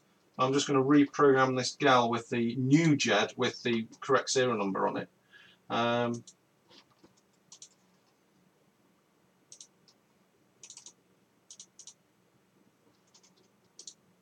And hopefully I've got it the right way round.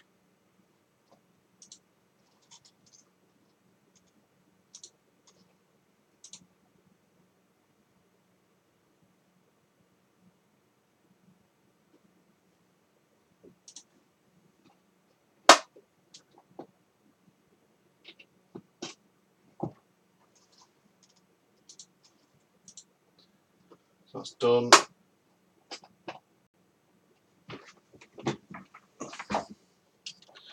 So I'll plug that back in. We'll see what we'll get this time.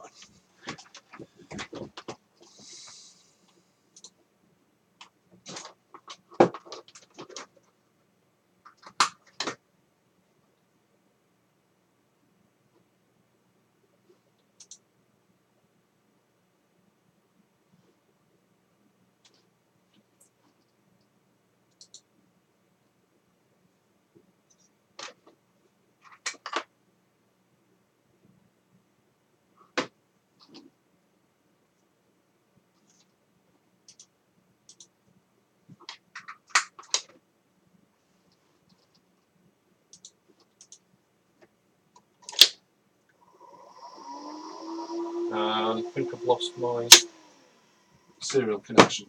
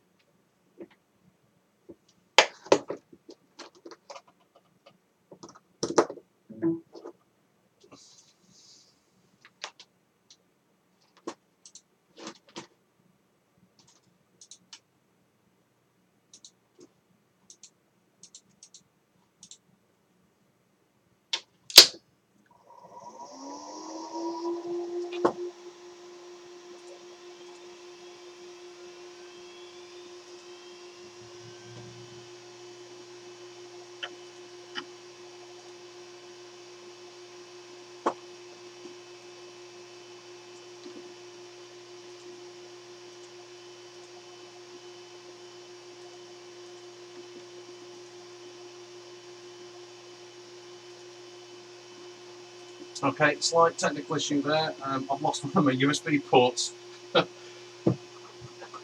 so I'm just have to use another one.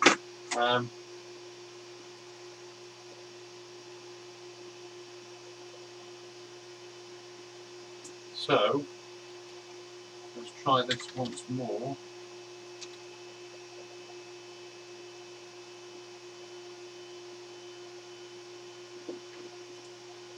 How are we doing over on the chat?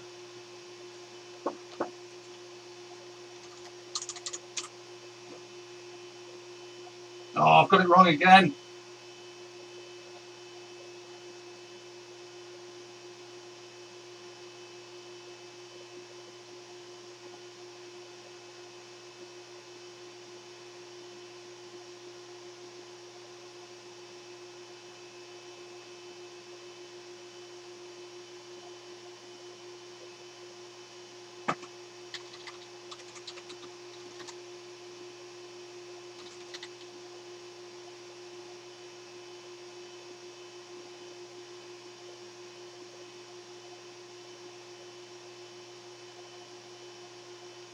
Yes, I think it does,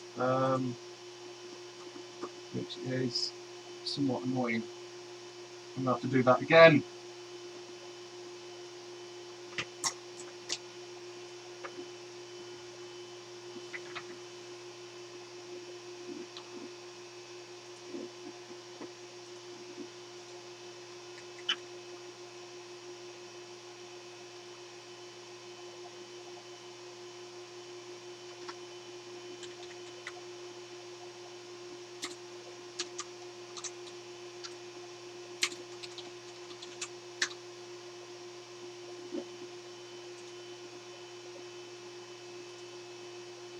And right, this has all become a bit of a problem now because I've lost one of my USB ports.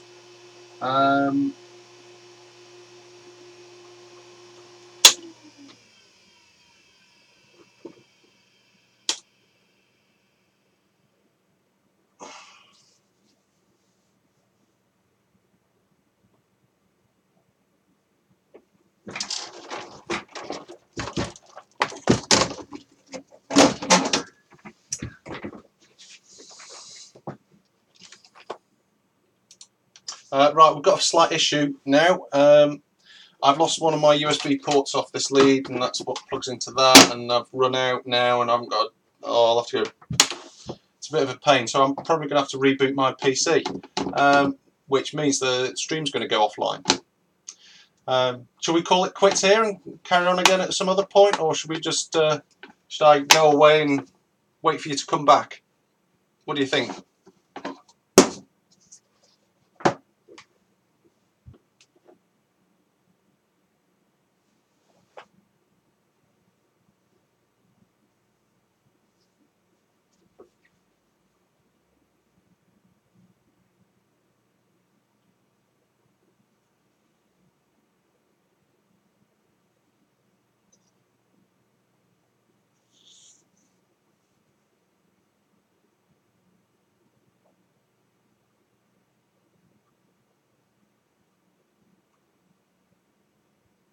Yeah, just the problem is that the stream's going to go offline, so because I'm streaming from the PC that I'm actually working on.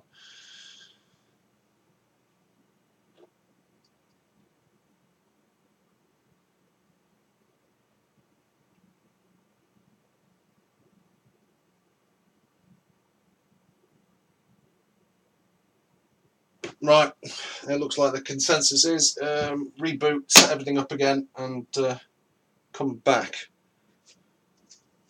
Unless, actually, there might be another way of doing this.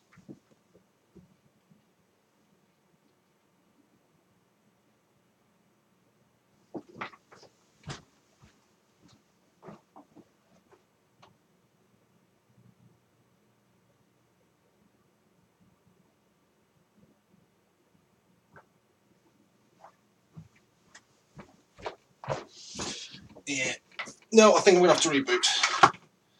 I need a brew as well, anyway. So let's take a few minutes break, and I shall be back in what, half an hour or so. Does that sound good?